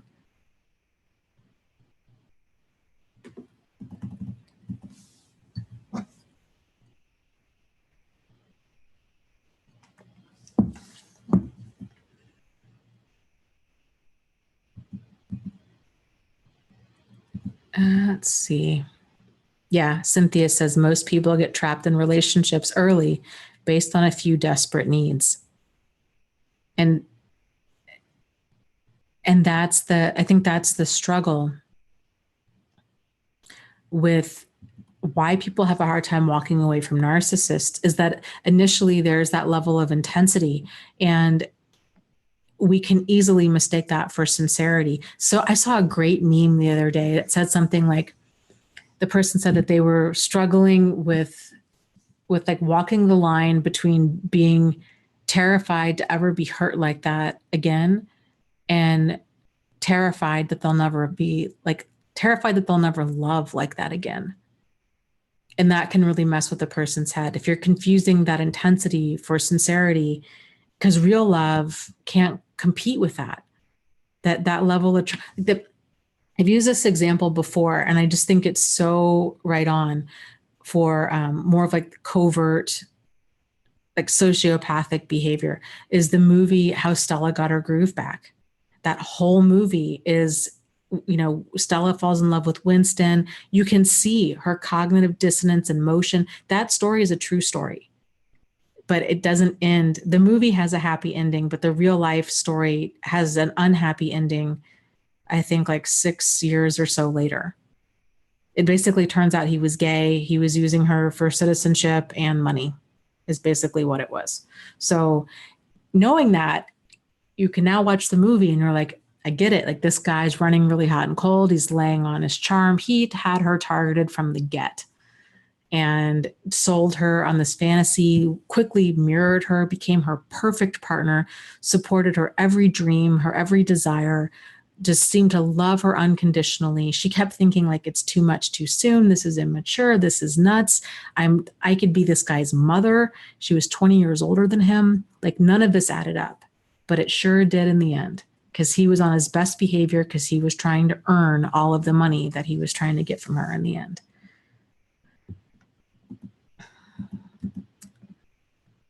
Okay. Let me scroll up.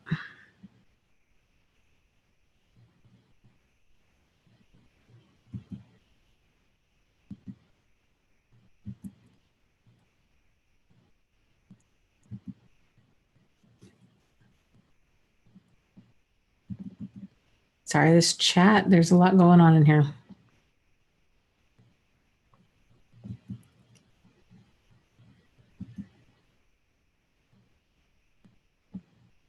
Okay, Kiara says, Dana, how do we know whether to set boundaries or run? How do we know whether to set boundaries or run and not look back? Great question. I think it has to do with where your deal breakers are. So for me, for what it's worth, if I am feeling like, if I feel a dark feeling about somebody, if I feel like I'm going to vomit, that's, even though they seem really charming and amazing, that to me is a sign that like, I got to get out of there. If I'm feeling just that fluttery, just unsafe, uncertain situation, I'm just done. If I am feeling, if they treat me with disdain, contempt, or hostility, I'm done. I don't set boundaries. I don't assert myself. I'm just gone. That's my boundary, is I'm gone. If they are abusive in any way, shape, or form, which would fall into like the disdain, contempt, or hostility, I'm gone. So it's one thing. If somebody yells at me, calls me a name, that kind of stuff, it's one thing for a person to be frustrated or angry. Like that's totally understandable. It's reasonable to expect a person to be able to contain themselves and to act appropriately. because that kind of stuff, it's foreshadowing of what's to come. If a person has it in their toolbox of like ways to handle a situation as far as like being ugly and cruel, then you're going to see that. You're going to continue to see that. Like that wasn't a slip. Like people don't slip up and say stuff that they don't normally, like that it's not in their mind or that's not how they normally act.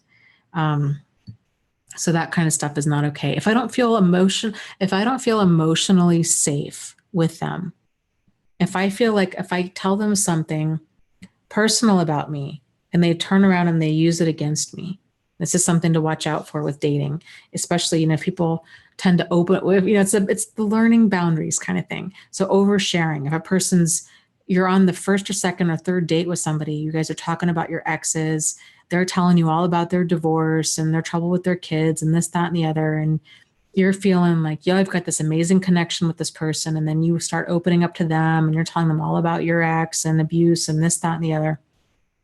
And then the first fight you have, they somehow use that against you of, oh, well, you've got trust issues, you've got commitment issues, or, well, no wonder your ex treated you like that. I could see how that would drive any sane man up a wall, you know, like that kind of stuff. That's low blows. So anybody that does low blow kind of stuff I'm done. Friend, relationship, otherwise, like that's not cool. How do they respond when you set a boundary or you say no? Do they just steamroll over it? Do they respect it? Do they fly into a rage? Do they give you silent treatment? These are warning signs. That's a no-go. Like if a person can't like handle me setting a boundary, you know, if they say, I really want you to come over to my house, I want to cook you dinner. And I say, you know what, I appreciate that. I'm really not comfortable. I'd really rather meet you for coffee. And they keep pushing. Oh, but you know, I really make an amazing lasagna. I think you would just love it so much. I mean, you're half Italian, right? Like you people love lasagna. You know, you should come over and blah, blah, blah. And if I reset the boundary, I love it. I do love lasagna. My people and I do love lasagna. I would love to come over, but I don't know you. And no offense, it's just, I'm not comfortable with that. Like, can I take a rain check? And they keep pushing for that. Oh, you women are all the same. You have commitment issues. I don't know what your ex did to you to screw you up so bad, but if you can't value a good man, blah, blah, blah, blah.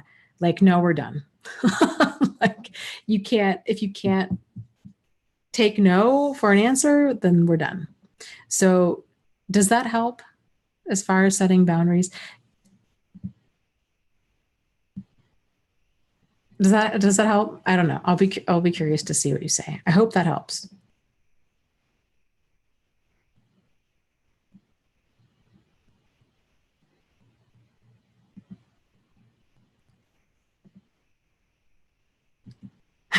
Jeffrey says, you people.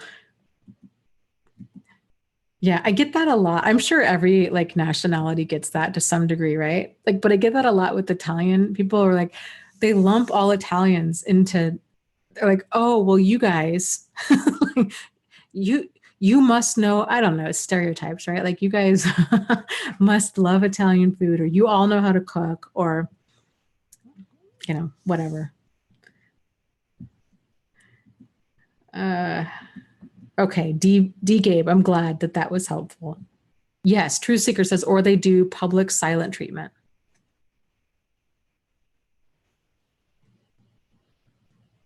Yes. What was that movie? James is saying, yeah, it's from the movie You People. It's that I'm drawing a blank. That what is it? James, help me out. What movie is that from?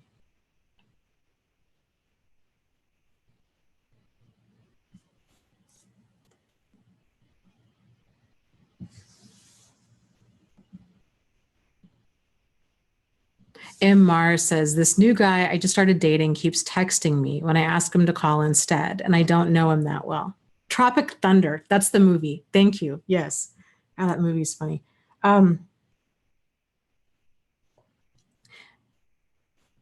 Okay, so with that, this is a weird, we're at a weird place with technology where some people um,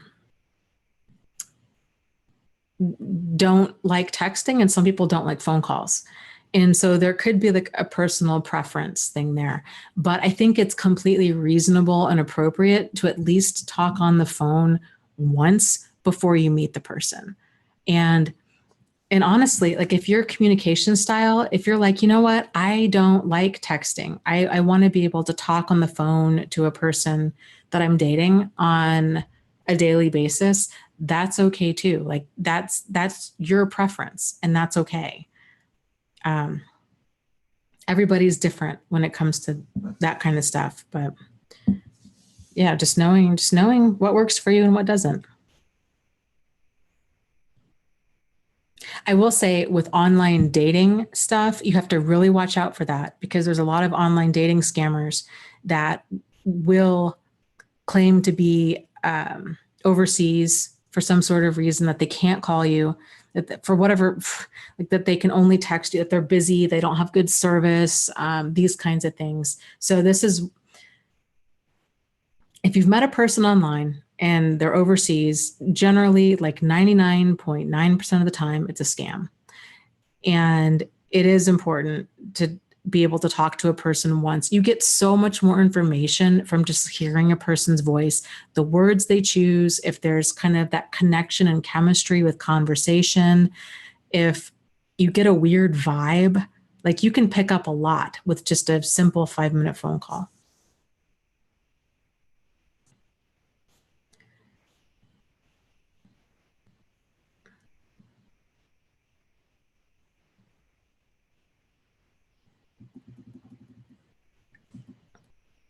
Uh, and Crystal was saying about manipulation, it's because we are good moral people and we can't understand that others don't function from that point of reference. We're beautifully naive, I think, but we are aware now. Yes. And here was something that I discussed last week is even people who are not good, decent people that can be manipulated. I was watching a video on YouTube, some sort of crime story, and it was a guy in Virginia who was kind of like a fixer. He was a hitman, and he had gotten life in prison for murder, and he didn't want life in prison. He wanted the death penalty, and they wouldn't give it to him. So he killed his cellmate, and then put the guy's body in the top bunk, or I don't know, bottom bunk, whatever. He put the guy's body in bed and stayed in a cell with this dead person for like 10 hours till the next, I don't know why he waited for so long, till the next morning, and then totally admitted, he's like, yeah, I killed the guy. You should give me the death penalty. And they didn't. And what they did is they moved him to a maximum security prison instead. And then when he was in there, here's where things get really crazy. When he was in there, he then, so they have 23 hours inside their cell. They have 1 hour outside a day. And when they're outside, they're in like a dog run. It's like a caged, each cell has its own cage. So prisoners can't interact. And he is talking to the guy in the cell next to him. They concoct this plan where he says, here's the deal. How about I choke you out with like, I don't, cord of some kind. I'm going to choke you out. And then you can sue the prison because they didn't keep you safe. And then you can get this huge lawsuit and that can go to like your family and maybe, and you, when you get out of here. And so the guy agrees. He's like, okay, that's a great plan, man. Yeah, choke me out. We'll do this. I'll stand next to the fence and then you come up behind me. They do this. The guy kills him. And his whole plan, again, was he wanted the death penalty. So here was this dangerous, violent criminal able to manipulate another dangerous, violent criminal into being killed. So like, it's not that they can see through manipulation and we can't. Like, it's really hard to see manipulation regardless of who it is, but it's especially difficult when our minds don't even begin to go there to think that about other people.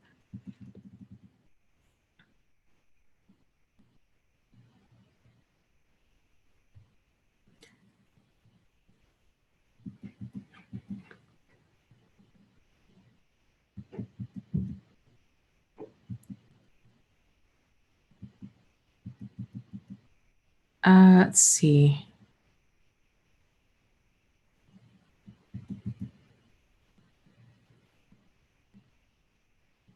Gigi says, hello again. I'm in and out tonight. My estranged husband keeps sending projecting emails.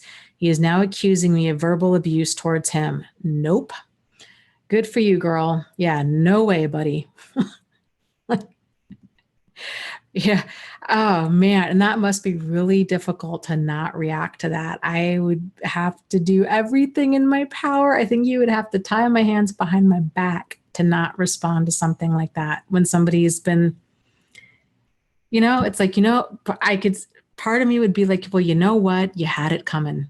Like, you've been lying, you've been cheating, you've been exposing me to God knows what, you've been living a double life. Yeah, I've got a few words for you. Like, you've got to be kidding me.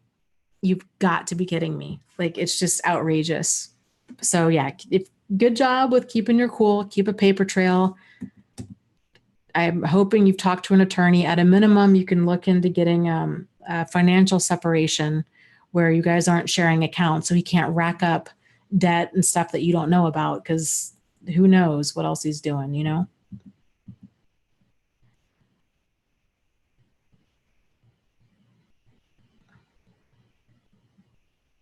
Kiara says, okay, Dana, yeah, it does help with setting boundaries. I says, I'm just hyper vigilant. I have a friend who wants to be involved in every activity and she wants me involved with her. I'm more of an introvert. I need a lot of space to recharge. Okay, so that's a great example of setting a boundary. I am the exact same way. And so other people that are more extroverted don't understand this. That's okay. They don't need to understand it. But it's okay for you to say, you know what? I need to recharge. I can't go to party after party. I can't be social. I can't talk all the time. I can't do all of this stuff. Like, I really just require, it's not you, it's me. Like, I just require a lot of downtime. And it's amazing, if she even comes close to understanding or is respectful of your boundaries, then she'll be okay with that.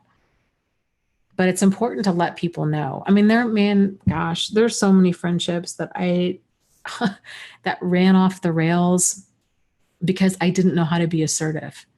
And I let stuff like that, I let other people set the pace, and I just was at their whim.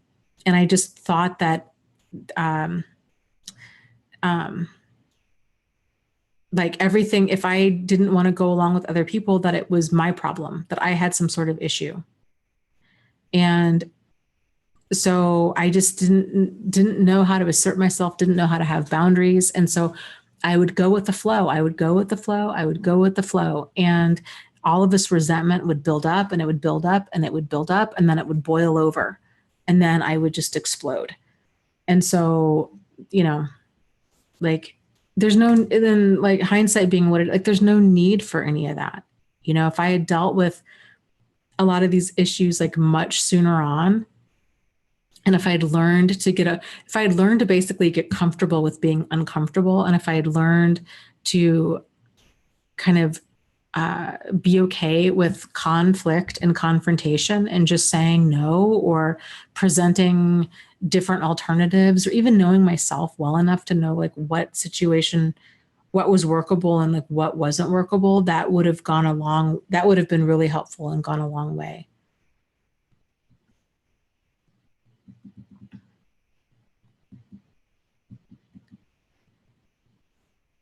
Okay.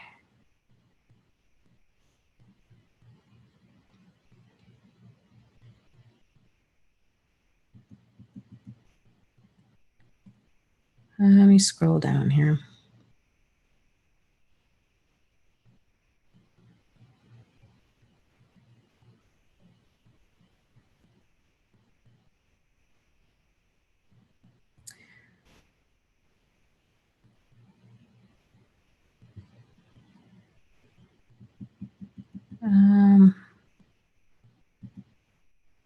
Yeah, Kevin says, I'm really starting to realize that people who don't understand can be the most crazy making or invalidating, which is the last thing we need.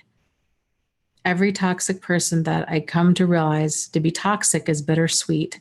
It sucks that they are toxic, but relieved to know to stay away from them. Yeah. And I think too, if you think about people in your life, like there's circles. And so it doesn't have to necessarily be like this all or nothing kind of thing. It can be you've got your inner circle, and people in your inner circle are there because they've earned a spot. They've earned a spot there. They're not there because you've known them since you were 6 years old. They're not there because they're family. They're not there because you're the same religion. They're there because they've earned a spot. They've had appropriate, sustained behavior over like a prolonged period of time. Like they're good, solid people. You feel emotionally safe around them. They've proven themselves. Like you have a lot in common. They're the people that like your support system. It may or may not be people that you've known since you've been 6. It may or may not be family, but it's based on behavior, not based on how long you've known them or that you share DNA. Like that's not how people get into your inner circle. Like just realizing that can be a huge game changer for a lot of people. Then there's like other circles. So then there's a different circle for maybe acquaintances, or maybe like more, not even acquaintances, like casual friends, people that you really enjoy, that you guys have a ton in common. You haven't really known them long enough to know like how well you can trust them, right? You haven't told them like your deep, dark secrets, or they're just really enjoyable to be around. You spend time together. You might even go on vacations together, but they're not like your inner circle. So like casual to good friends, right? And then you have more of like acquaintance type friends. These are like your drinking buddies. So people you go out with, you may or may not tell them deep things about yourself. There's not, a trust hasn't really been established. It's more surface level stuff. Like you have certain things in common, like work friends might kind of fall into this category. You just hang out casually. It's enjoyable, but there's not a ton of depth there. There might be depth there in time. So that's not that people can move, and people do move. Like throughout your different circles, they move up potentially, or they move back potentially. So it's always a good to kind of reevaluate like who is in what circle, and do you have the right people in the right circles? Our life doesn't work when we have drinking buddies in our circle, or when we have, problematic family members in our inner circle just because they're family. So it's getting the right people in the right circles for the right reasons. So then you have like acquaintances, and then you have maybe people that aren't even really acquaintances, like real distant acquaintances, like neighbors that live 3 doors down that you really don't know, but you kind of like you'd maybe smile and wave if you saw them at the grocery store, kind of a thing. And then you have strangers. And then that past the stranger circle, you have people that have done you harm. So they're not even at the stranger level. Strangers are neutral. Like you don't know if they're safe or they're unsafe. That's going to take time. But the people that have done you wrong, they've shown you that they cannot be trusted, that they're not emotionally or physically safe. They are nowhere near. They're like several circles out from your inner circle. And that's where they need to be, based on their behavior, not based on you living in the past or you holding a grudge. It's because of their behavior. So getting clear with that can really help. And it can kind of free up a person, because some people tend to feel like they're like, oh man, there's this person in my life who's maybe kind of a crazy maker. But they're still kind of enjoyable to a certain extent, but there's things about them that like just really drain me, or that kind of really rub me the wrong way. But in small doses, like on the drinking buddy circle, they're fine. Like I'm fine. They're fun to go out with. We play trivia. We have a few beers. As long as we keep things surface level, I know what I'm walking into. Like I'm not expecting them to behave like an inner circle person. Basically, this person will never advance past drinking buddy status. So as long as you know where different people are, then you're fine. Like I said, it's where we get into trouble when we start putting drinking buddy people in our inner circle, and then we're not making our inner circle people a priority, because we're making all of the hurtful and harmful people a priority instead of our inner circle people. And then just things get all kind of mucked up.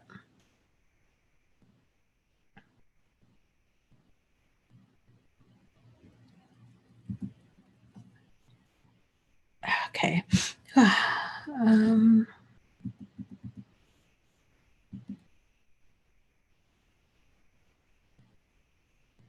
Yeah, that's a good point. D. Gabe says, Dana, often with my ex narcissist, it was a sign when I learned she was incapable of a deep conversation. Yeah, that's okay. That's a great point. So just kind of that concept of, does this person feel emotionally safe? Not only in the sense are they emotionally unsafe, but are they opening up to you? Like I had an acquaintance of mine. It was weird. So there was like this I don't even know, like 3-year span of time where I really struggled.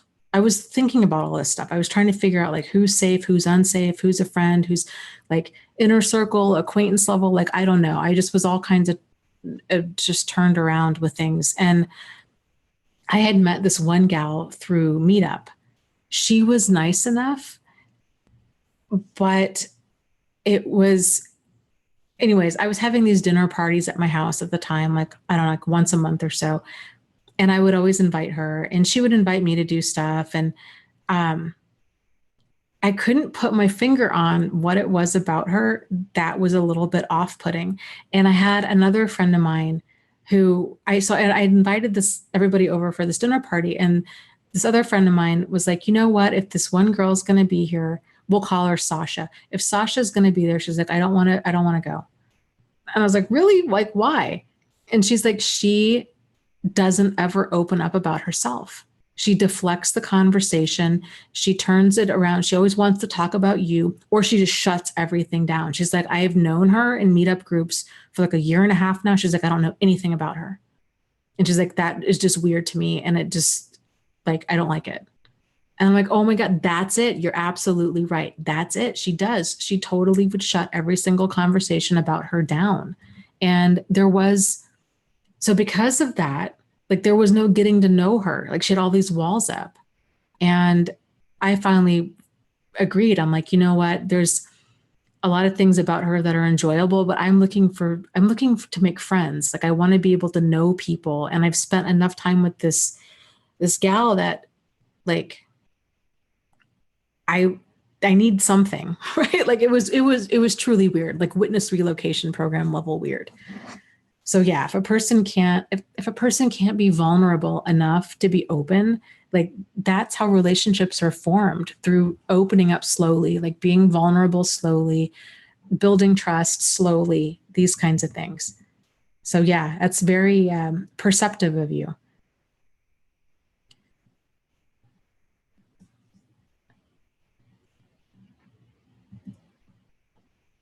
Kevin says, I need to map out these circles. It's something to think about.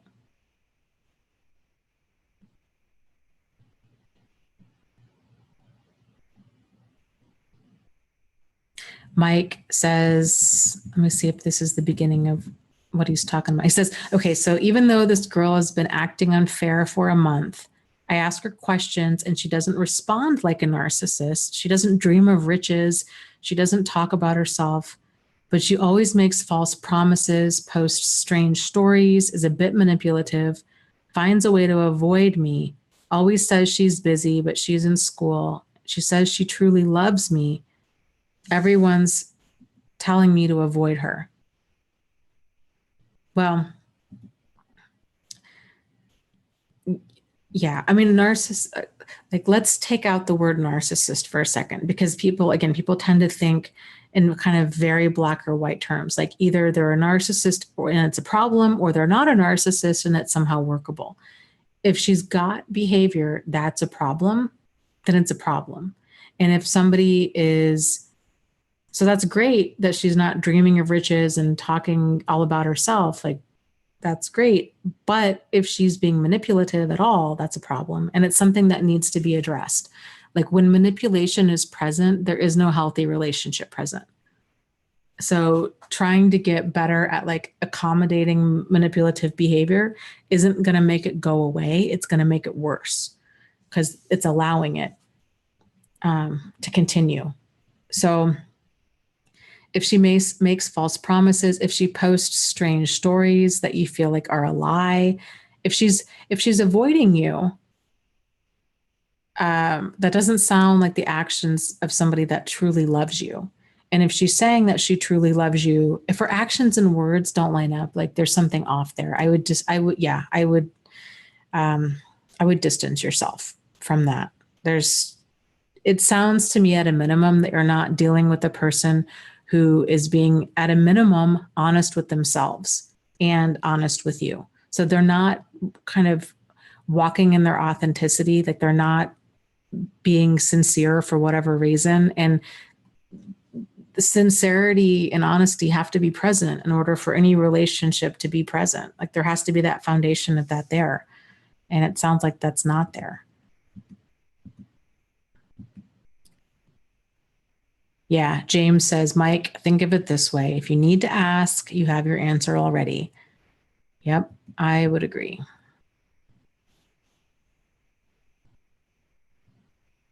And Crystal says they can act very humble.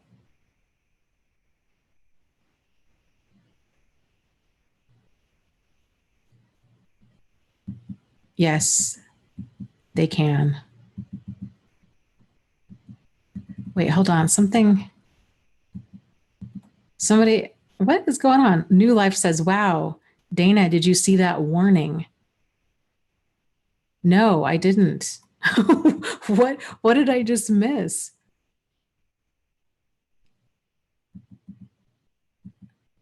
Let me just scroll up.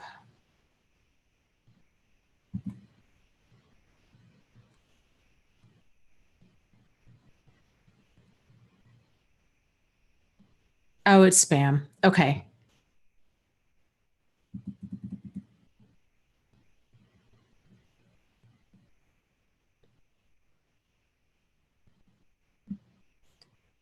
Okay, let's see. Kiara asks Dana, what is it called when a person love bombs you to draw you in and then constantly withdraws affection so that you can chase them? Well, that probably goes by a couple different names. Sweet mean cycle is, I think, what kind of comes to mind. Um, it's it's manipulative, um, running hot and cold. So it's all signs of problematic people. This is another one of my lines in the sand. Okay, I think this is a good one. Is if any relationship costs you your dignity to be in, it's not worth being in.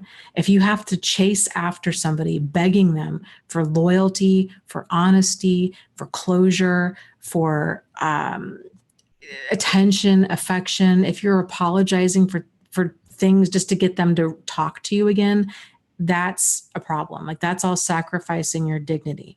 So I'm a big fan of like, no, if somebody is going to be like ridiculous like that and they're going to run really hot and cold, they're going to lay on the love bombing and then turn it off.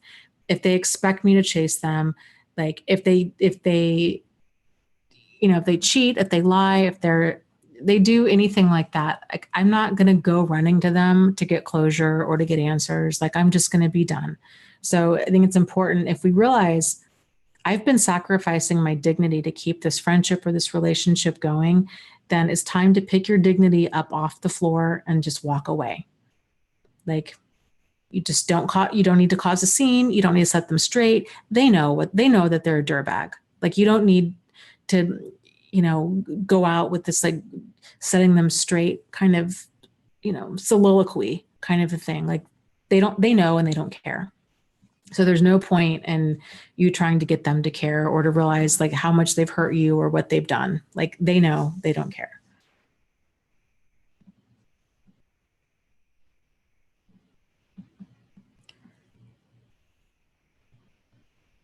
Yeah. D Gabe says, yeah, either someone likes you or they don't. Hot and cold is a don't. Yeah, these kinds of games, like this kind of stuff. Yeah, push pull, that's another name that it kind of goes by. Um, the games people play, like it's just not worth playing.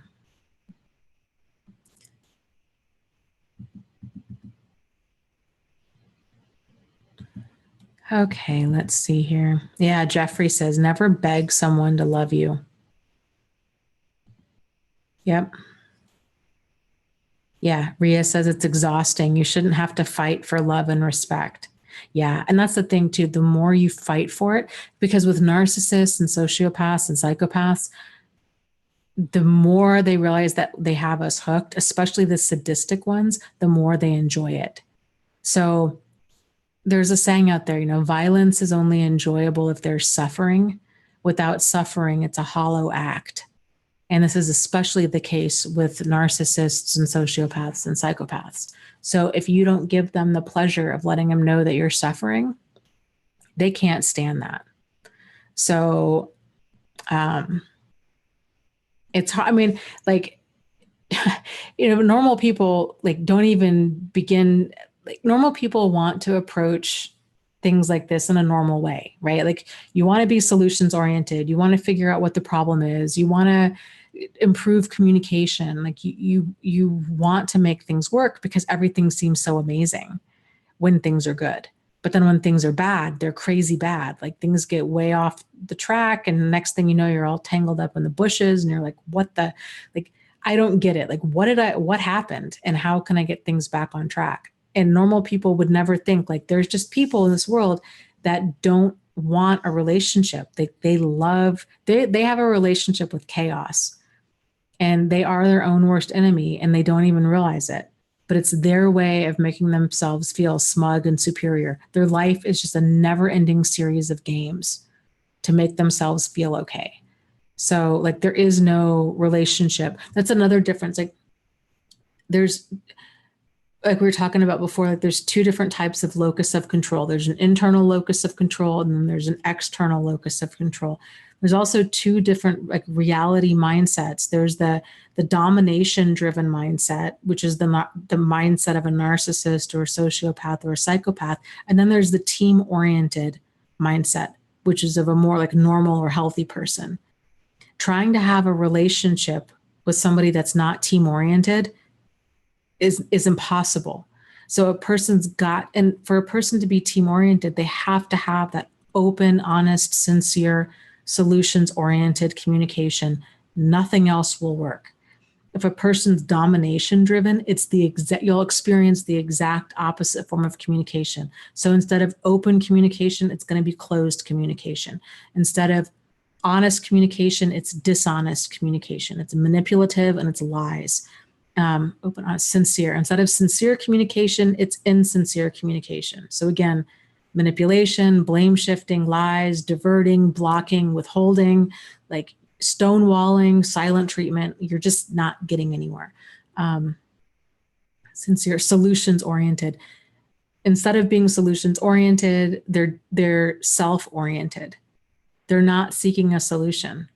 So this is why, like, relationship issues with a narcissist, sociopath, or psychopath are not relationship issues. They're individual issues. You're trying to be team oriented with a domination driven person. The person's domination driven, they're driven they want to get whatever they want, as much as they want, whenever they want, and they expect no one else to have a problem with that. That's relationship destroying behavior. That stuff's not workable. So understanding, and even if, and this can be confusing.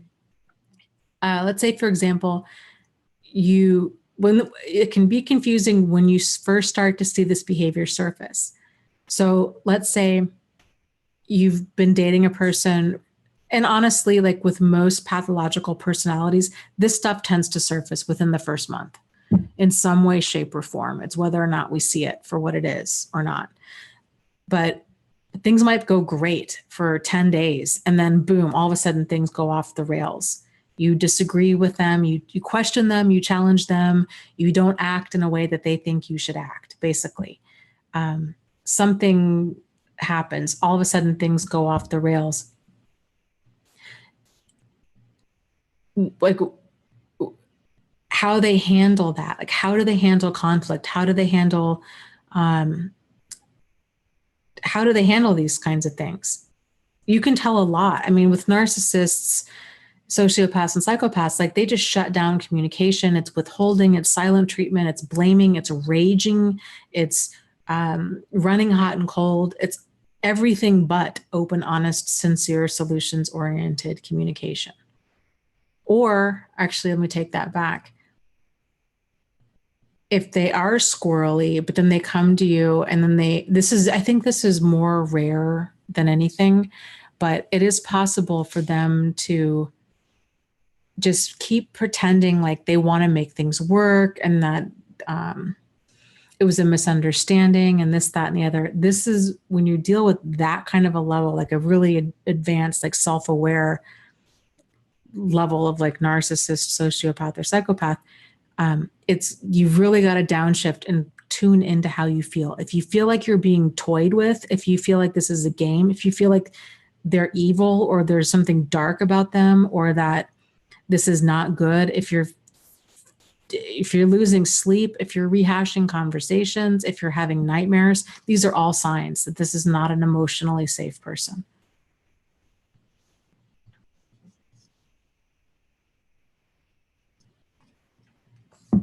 Let's see.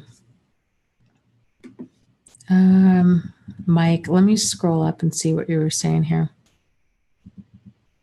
Mike asks, can a young teenager narcissist, like 19 years old, be fixed? So here's the thing with that is it's a great question, and it's a big question. People are only going to change if they're actually motivated to change.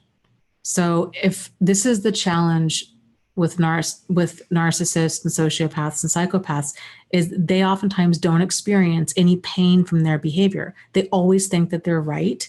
They always feel entitled to do whatever they want to do. So if a person's not experiencing any pain from their actions, they're not going to be motivated to change. If you're experiencing pain from their actions, they don't care because they don't experience pain. So it's like bullies, is a bully going to change? Like, not if a bully doesn't see that what they're doing is hurtful, and not if they don't care. They're going to keep bullying. But everybody's that way. So like if none of us, whatever it is, like if people that have an eating disorder or they're drinking too much, they're doing drugs, or they're cutting, or if they're like, you name it, whatever they're doing, that outside looking in, we're like, this person has a problem. Unless they're motivated to change, they're not going to change. Even if there's some sort of treatment. There's treatment for anorexia. There's treatment for alcoholism. There's treatment for hoarders. There's treatment for gambling addiction. There's treatment for these things. But a person's got to have that sustained level of motivation to work through a program. And change is difficult, especially when you're talking about deep-seated personality kind of stuff like that. If a person is showing that they don't really lack empathy, they don't lack remorse, they are hurtful or harmful to others, they don't have a moral compass, that kind of stuff, they're a million miles away from changing. And frankly, I think you'd be better off just distancing yourself, because we don't have the power to fix other people. This is a really big lesson. If you can learn this as early on in life as possible, we don't have that kind of power. We don't have the ability, and it's not our responsibility to fix other people. And it's a mistake to date people and think this person would be so great if they'd only change. That thinking is going to set you up for a lifetime of hurt and heartache. And it's hard. It's hard to walk away from a person, especially when you see that they've got some major issues. And you might feel responsible of like, I feel like a human being to human being, I need to help them. But we can't carry another person across the finish line. Like they have to do the work of actual changing. And for a lot of people, it takes going around, they have to suffer enough pain in order to start doing something different. It's all of us are that same way. So it's important that when you're dating people, that you're looking for a partner, that you have boundaries and standards and deal breakers. You're looking for a partner, like we were talking about earlier, somebody that you see them and you're like, man, that person, I like them. I like so many things about them. You know, I feel they're emotionally safe. They're nourishing for me to be around. I really enjoy them. You're not looking for a project. A project is when you look at somebody and you're like, man, I'm so attracted to that person, or they're so funny. They'd be so great if they would just change X, Y, and Z about them. That's a project. And that never ends well.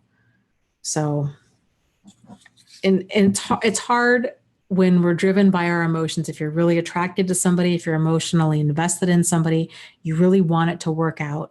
But I think another big lesson in all of this is, because so many people will stay in a relationship, they're like, but I love them, you know, or but their family. And the reality is it doesn't matter. Like, it doesn't matter.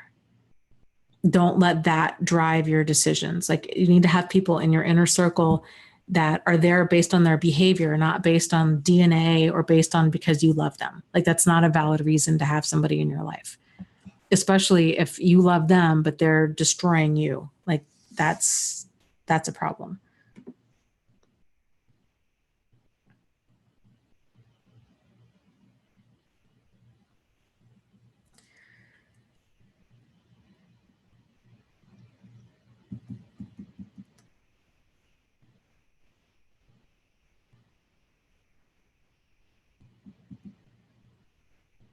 Yeah, Ria says, Dana, we want to believe people are good, but not all are.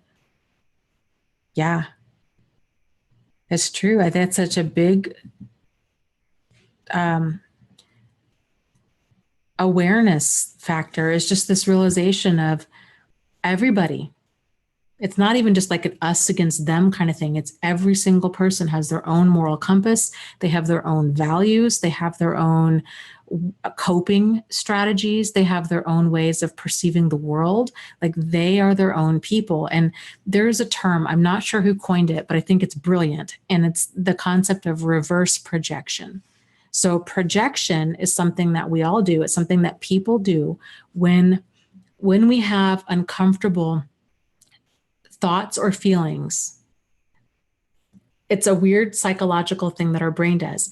When we have uncomfortable thoughts or feelings, we feel the need to get rid of them and we put them onto other people. We project them like a movie projector projects onto the screen. We put that on other people. It's a subconscious thing. People are not aware of when they're doing this.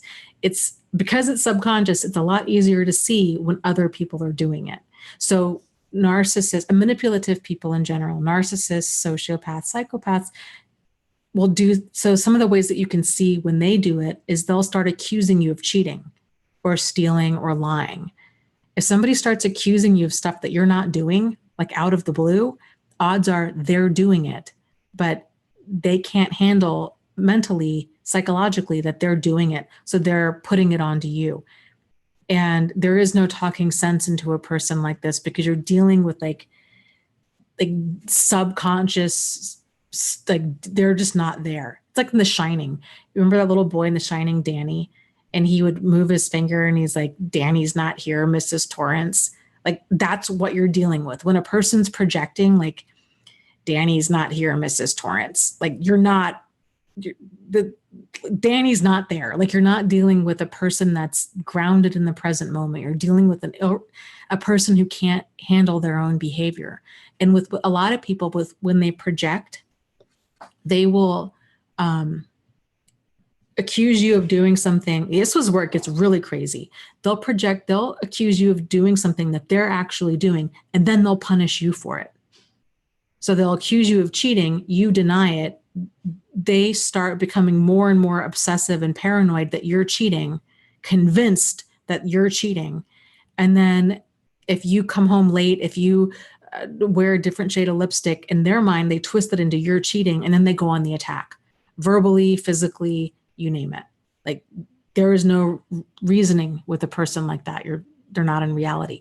So that's projection. Reverse projection is something that normal, good people tend to do. I should say people with like normal, good behavior tend to do. So we're projecting our own good and comfortable thoughts onto other people. This is equally a problem.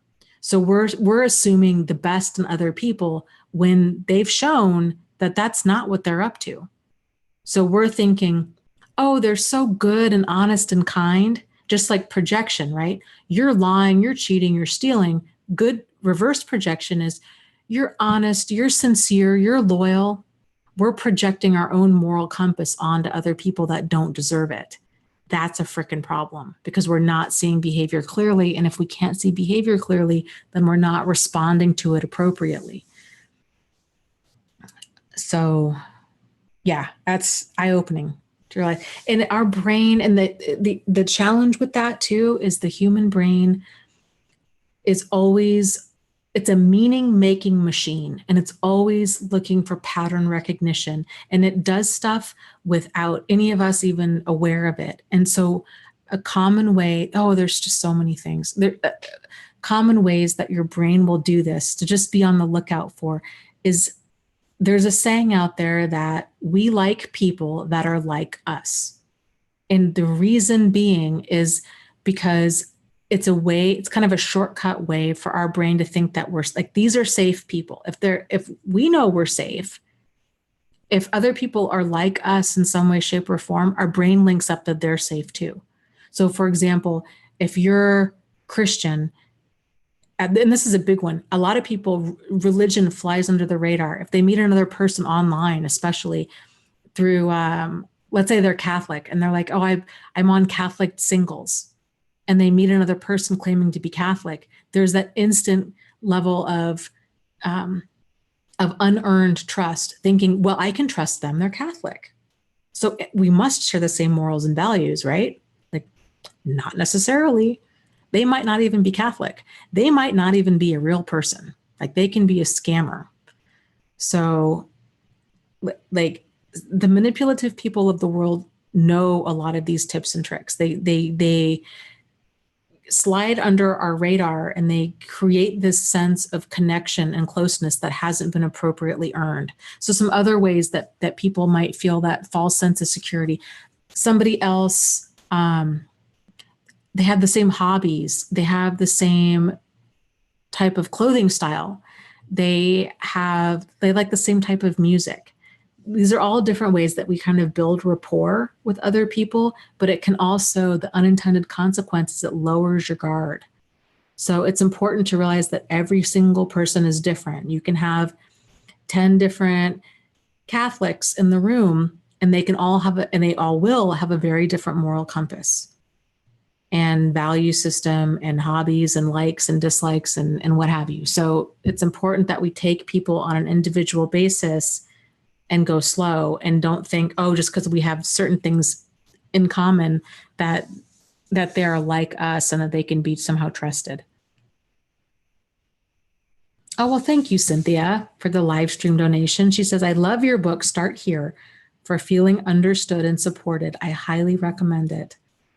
Well, I appreciate it very much. That was my first book, and lots of lessons learned in that book, but I'm glad that you like it.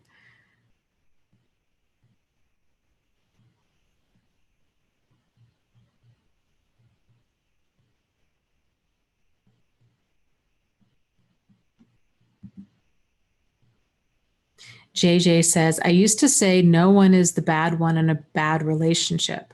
They are just different. You bring up a great point. But now I see truth about manipulators and scammers. However, for them, I'm just stupid because I fell for it and deserve it. Okay, time out. let's pull this apart here.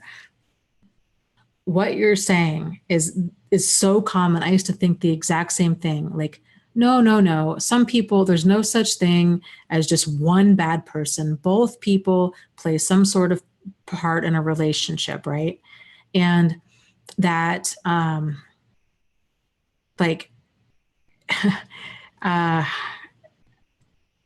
that if there's an issue, then some people are just not compatible. Some people just bring out the worst in each other. And then, yes, you encounter basically an emotional predator is what you encounter with a narcissist or a sociopath or a psychopath. And it's both people don't share the issues. It's you've got a manipulator and you've got a target. It's the same dynamic as a cult leader and a cult member. And so for the cult member or the target, it's like saying that the dynamic between a bully and their target is communication issues. And that if the target of the bully can just work on improving their communication, that they won't get bullied. Like, communication is not the issue. The issue is the bully's being a bully and the bully needs to stop. Like, that stuff just needs to be shut down and that target needs to distance themselves. Trying to explain to the bully why it's bad to try to push someone into killing themselves, or why physically attacking another person is wrong, is not going to get you anywhere, because they don't care. They feel entitled to treat other people like how they do. So that's the first part of that. The you getting caught up in it. Hindsight is always 20/20 with these kinds of things. There's lots of lessons learned here. This stuff isn't taught. Okay. And had you known different, you would have done different. So I don't look at it as like we deserved it. I think, it happened, like we got caught up in it, but there's a lot of lessons that we can squeeze out of this and we can do different. Normal, decent people don't even have this stuff on their radar. Therapists, attorneys, judges, even police or like wardens in prison don't even have a lot of this stuff on their radar because it's not taught at the level it needs to be taught at. So it's amazing. I read all these stories. Like I was saying earlier, this prisoner got manipulated by another prisoner into him getting killed. People, all kinds of people get manipulated. Like, if a person's not aware of how manipulation goes down and how it feels when it's going on, and like not aware to take their instincts seriously about other people, they're going to get caught up in this. But unfortunately, we all tend to go through the world with this map of how things are. And like you were saying, this, it takes two to tango kind of thing, or commitments forever, or families forever, or love conquers all, or no one's perfect, or like there's just so many. They're going to get caught up in this. Like, none of that's healthy thinking. It needs context for it to be healthy thinking. And,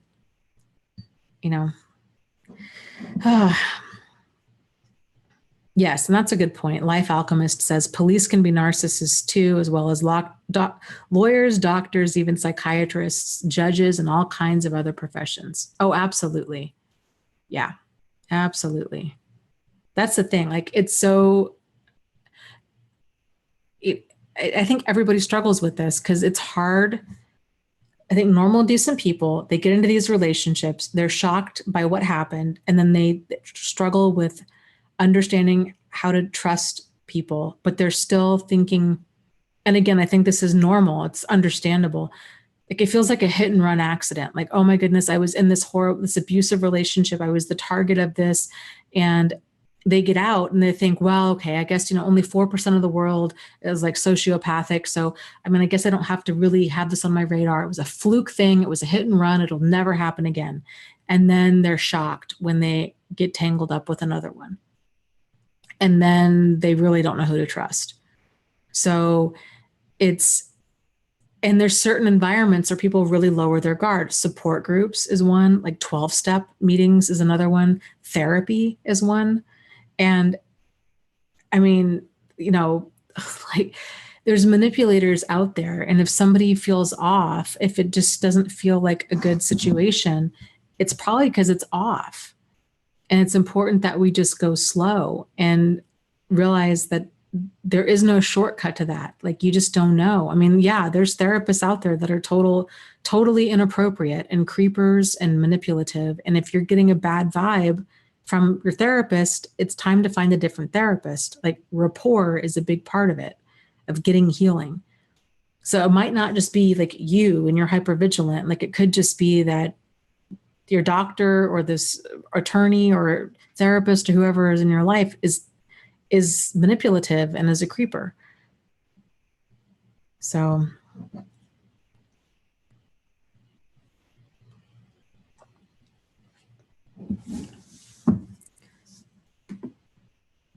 okay, let me scroll up here.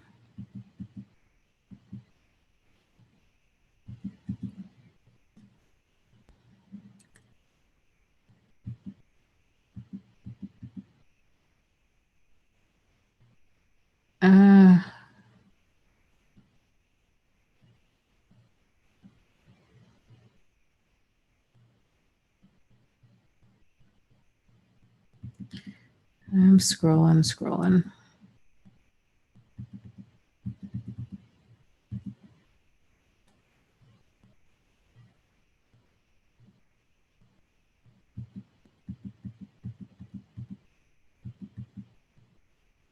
Yeah, Lisa says, I feel like narcissists are still high school crap. Yeah, it's bullies. It's a sign of emotional immaturity. This is why when we talk about deal breaker kind of stuff, when a person shows you that they can't have, it shouldn't be difficult. This is not asking for too much for a person to have open, honest, sincere, solutions oriented communication. That's like the basics of adult behavior. If a person can't even give you that, that's a big problem. You're not dealing with a functional adult. At best, you're dealing with a dysfunctional high schooler. Generally, you're not even dealing with that. You're dealing with a really bratty 5-year-old in an adult body. Like, it's millions of miles away from being workable. Like, it's, and that's just when they don't get their way. They freak out and throw a whole temper tantrum, and they just, become ridiculous and defiant and argumentative and silent treatment and this, that, and the other. No way. How are they going to handle real issues? Like real issues with life.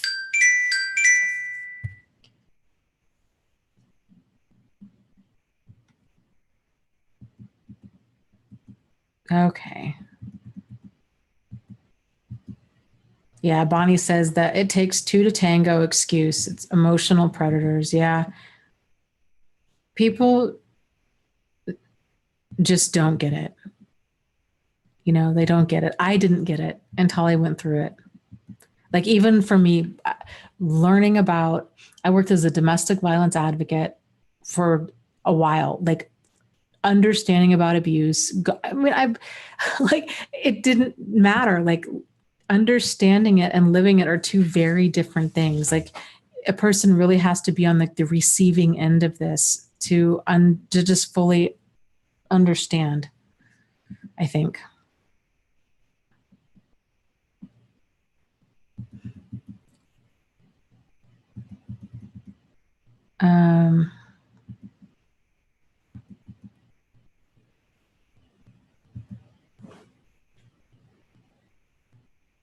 Oh, Ria. Okay, cool. She says, Dana, our chat the other day saved me. I left that day. That's awesome. Good for you. Good for you for making a healthy decision for you. So, and I know we talked about this a little bit before, but it's, the pain of all of this, it's intense, and it doesn't, cats going cat crazy. The pain of this it won't always be this intense, and it won't last forever. So, I would just encourage you, just keep sticking around. There's lots of YouTube channels out here on this topic. And this is, I think the benefit of that is that you can hear a wide variety of people, and I think we each have our own voice and our own approach to understanding all of this. And so I think kind of just immersing yourself in understanding all of this is really critical. And then just tripling up on your self-care is so huge.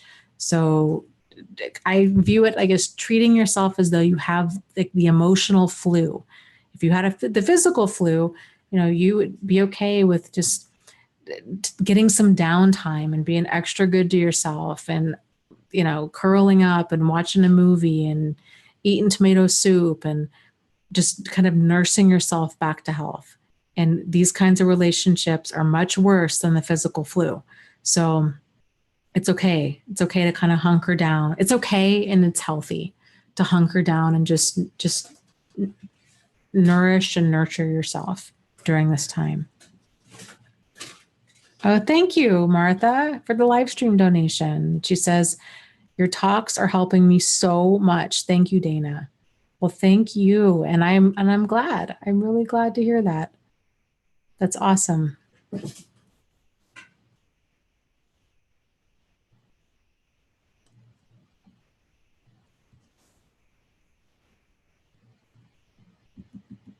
Bonnie says, yeah, high five to Ria. Congratulations. Yes.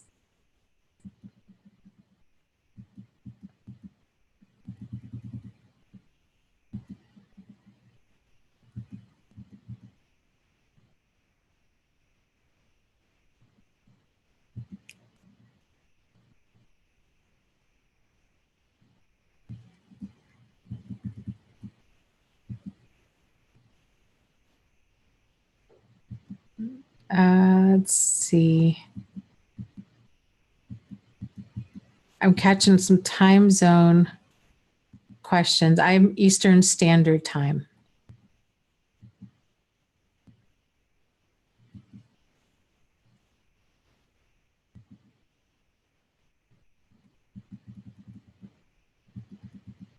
Let's see. Okay. So, we had one last question about YouTube channel.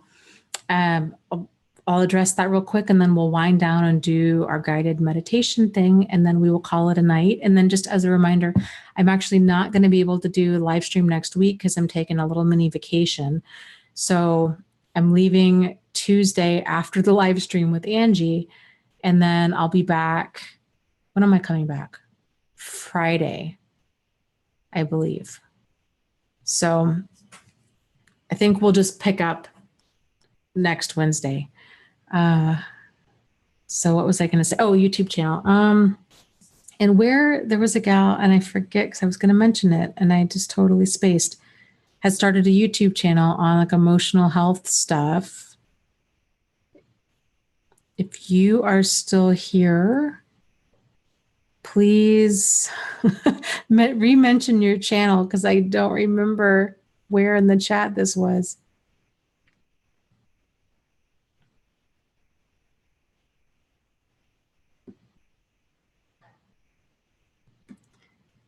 Oh, shoot. I guess basically, I don't know if she's still here.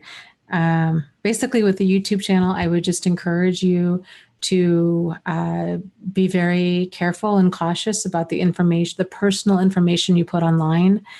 If you don't, just think about putting out your first and last name. If you talk about your experiences, I highly recommend you just change the names of the people involved to avoid anything down in the future. I didn't do that. It is what it is, but I don't know. I think it's better to just change the names. I didn't think anybody was going to watch my videos, so I didn't think it would be a thing I'd have to worry about. And now it's a thing I have to worry about. So, something to consider. And I think more than anything else is try to keep the whole process enjoyable. There's probably, if you are really big into watching YouTube videos, you've probably heard of a lot of YouTube creators that are just getting burned out, and because of this expectation to continually crank out videos. And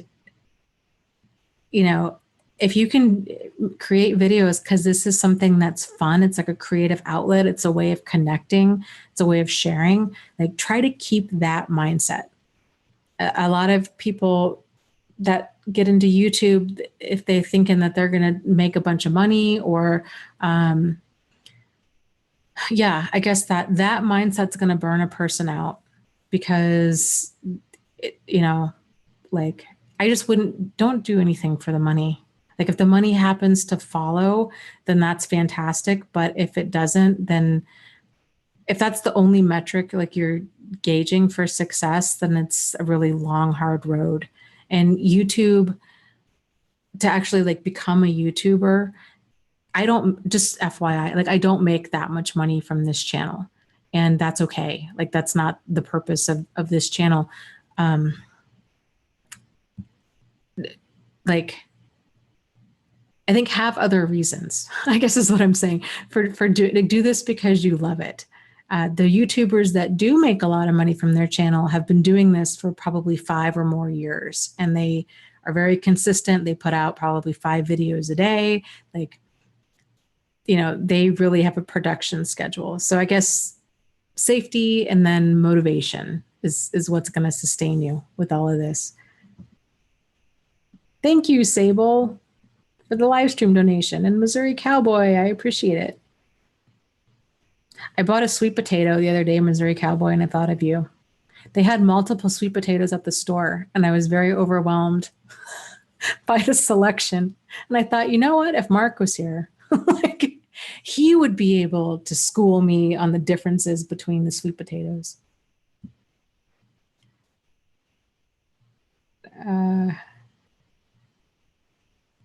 Oh, good. I'm so glad. Delicate Damsel says, I'm so happy I found you tonight and I subscribed. Everything you've talked about has been very helpful and I wanted to say thank you. Well, I'm glad. I appreciate that, and I'm glad that this has been able to help. This is something, for those of you guys that are new here, we normally do this live stream every Wednesday night at 8:30 p.m. Eastern Standard Time. It normally runs for 3 hours. And then Angie Atkinson and I do a live stream. We alternate channels every Tuesday at 1:30 p.m. Eastern Standard Time. We go back and forth, and we go live for about an hour, hour and a half. So check out her channel as well. And, there's lots of YouTubers that talk on this topic. So it can be good to kind of just get a wide variety of people.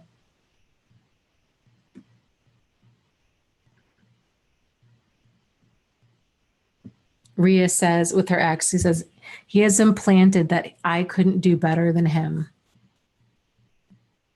Yeah. And she says, so I need this support group. Yeah. And we do have a support group. I actually have 2 support groups. So there's the live stream, which is fantastic. And it's full of a bunch of people that are here every single week, which is awesome. There's also, actually I have 3 support groups. You can find the support group on my website, thriveafterabuse.com, under support group. So there's the website support group for people who want total anonymity. Then there's the Facebook group. There's one called 365 I Thrive.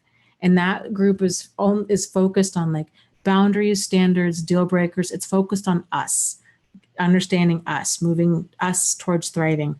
The other group, which is called, the support group is called Thrive After Abuse. Be careful. There's a page called Thrive After Abuse. So you want to make sure if you join the support group, you join the group Thrive After Abuse. That focuses more on like understanding abusive behavior and all of this. So different groups you can join. If you do want to join the Facebook group, just make sure that you check your privacy settings and make sure that they are shut down, because while people can't see what you post in the group, it's a closed group, they can see that you're a member of the group unless you have all of your group settings shut down, which I would encourage you to do. So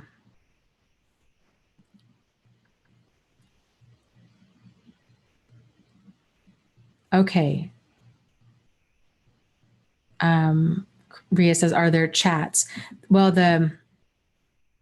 she says, I'm going to join them all.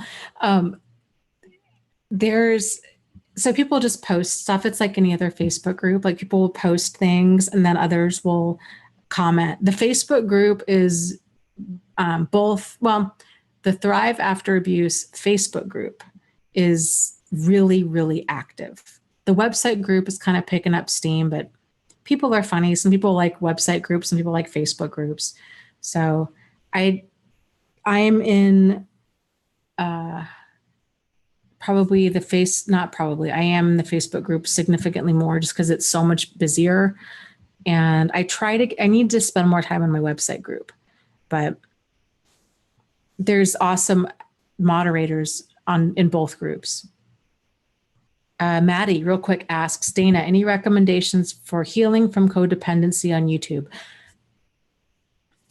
I would seek out, yes, Pia Melody, who is fantastic. She's my number one. Like, I love Pia Melody. Lisa Romano, Ross Rosenberg talks about he talks a lot about codependency. And Melanie Tanya Evans, I'm not overly familiar with her stuff, but I think that's more like her space as well. If I had to say start anywhere, I would say Pia Melody. Her stuff can be a little technical and it can sound a little like psychobabble at times, but I think if you rewatch those videos multiple times, it really helps. Speaking of Pia Melody, we did a book club on one of her books. I forget which one it was, even The Intimacy Factor, 2 months ago. So you might want to look for that book club review because that was a fantastic book. And sometimes or my notes on my website under book club, you can see my notes for that book. The book that we're doing the end of this month is another Pia Melody book on love addiction. So hopefully you can make it to that book club discussion. It's the last Thursday of every month at 6:30 p.m. Eastern Standard Time is when we do those book club discussions. So Pia Melody is a good place to start. Thank you, Crystal, for the live stream donation. I appreciate it. Okay, so yes, and VIP Kid says, Ross Rosenberg talks about the self-love deficiency deficiency disorder is his rename for codependency. Yeah, I like his angle on it. It's definitely feels like less victim blaming. And I think in many ways is a lot more accurate. So yeah, Ross and Pia, both fantastic. Okay, so that said, let's take some time and just get grounded in ourselves. We'll do a little wind down meditation and then we will call it a night. And then I will see you guys not next week, but the week after. So let's take some time to find a comfortable spot. Get comfortable. So you can just be present in your body, whether you're lying down or sitting in a chair.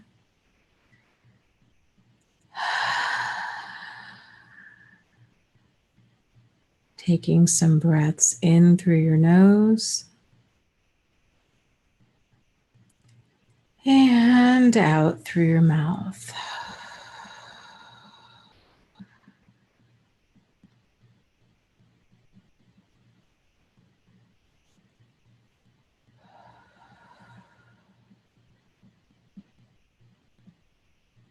Settling into your space and into your body. Turning inward, listening to the sound of your heartbeat.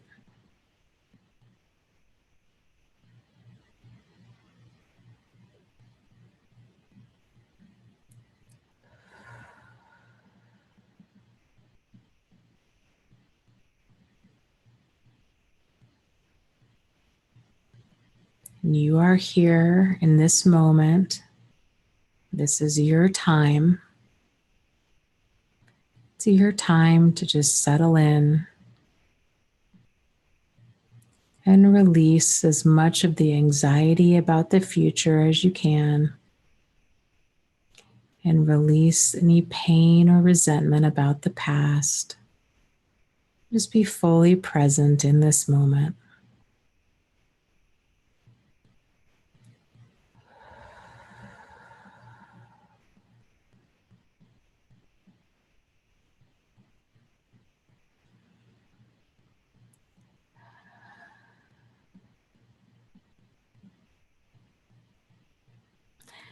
Noticing any sounds around you, noticing the temperature of the room, being fully present in this moment, feeling the weight of your body as you settle in.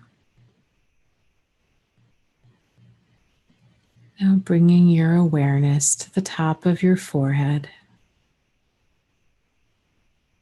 and relaxing your muscles as you work your way down. Relaxing your eyes, your eyebrows, your cheeks, your jaw, letting your mouth fall open and letting your tongue fall from the roof of your mouth. Noticing how it feels when your face is completely relaxed. Relaxing your neck and your shoulders. Perhaps rolling your shoulders back and allowing your chest to expand and open.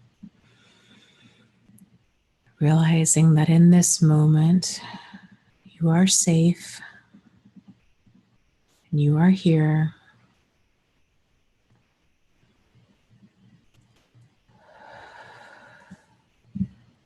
Letting your shoulders drop down as you let them fully relax. And allowing your arms to fall into whatever position is the most comfortable. Relaxing your hands and your fingers. Feeling them become heavy with relaxation. Relaxing your chest, your stomach, your hips. Allowing your legs to fall into whatever position is the most comfortable for you.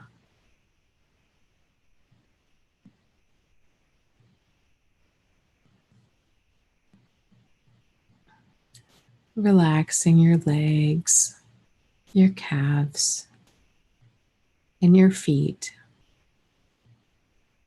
Allowing your toes to relax and your feet to fall into whatever position is the most comfortable for you.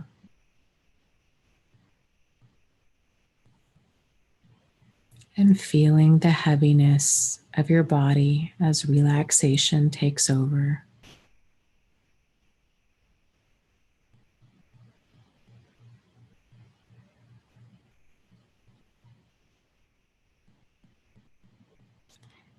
Now let's visualize a waterfall, a cleansing, wonderful, healing, beautiful waterfall. Perhaps the water is silver and sparkly, just glistens in the sun. It's calming, it's beautiful. And you just know as you walk towards it, once you feel that crisp, healing water, that everything is going to be all right. As you make your way to that waterfall, allowing that cleansing, healing water to rinse off any negativity or anxiety or stress that you're ready to release, allowing it to fall easily and effortlessly away from your body, almost like cracked mud that's just on your skin, just easily and effortlessly comes off with this healing, cleansing water. As you slowly make your way through, and as you come out on the other side, feeling so clean and refreshed, so much lighter,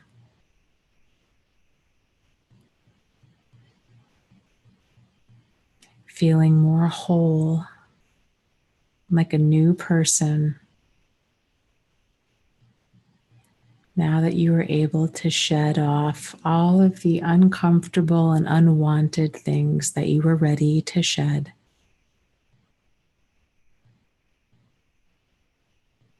Taking a moment now and just basking in that feeling, being centered in yourself,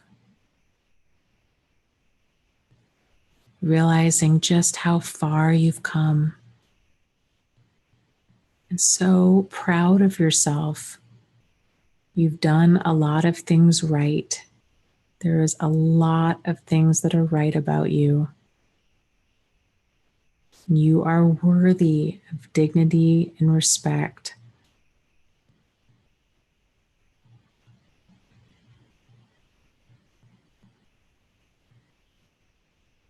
Realizing that you know the difference between a safe and unsafe person.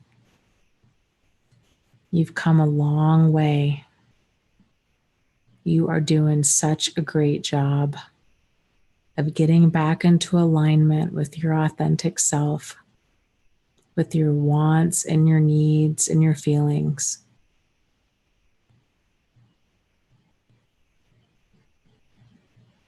You're doing a good job of keeping yourself safe emotionally and physically. And that every day in every way you are healing in big ways and in small ways, even if you don't realize it.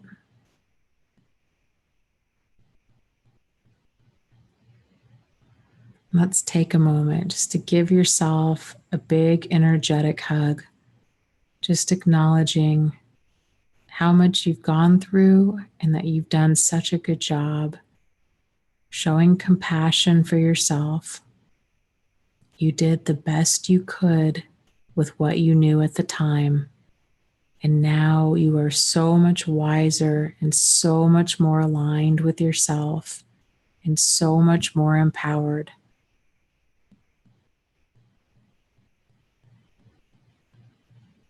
Giving yourself that big energetic hug.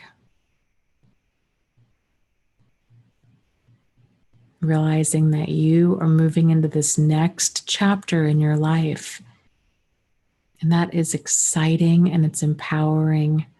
And that this next chapter is full of many, many wonderful moments.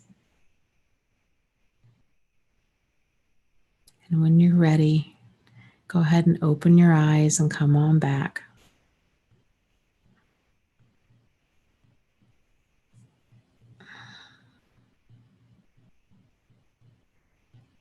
So thank you guys so much for joining me tonight. And I hope to see you in 2 weeks. So not next Wednesday, but the Wednesday after that, because I'm going to go on vacation. And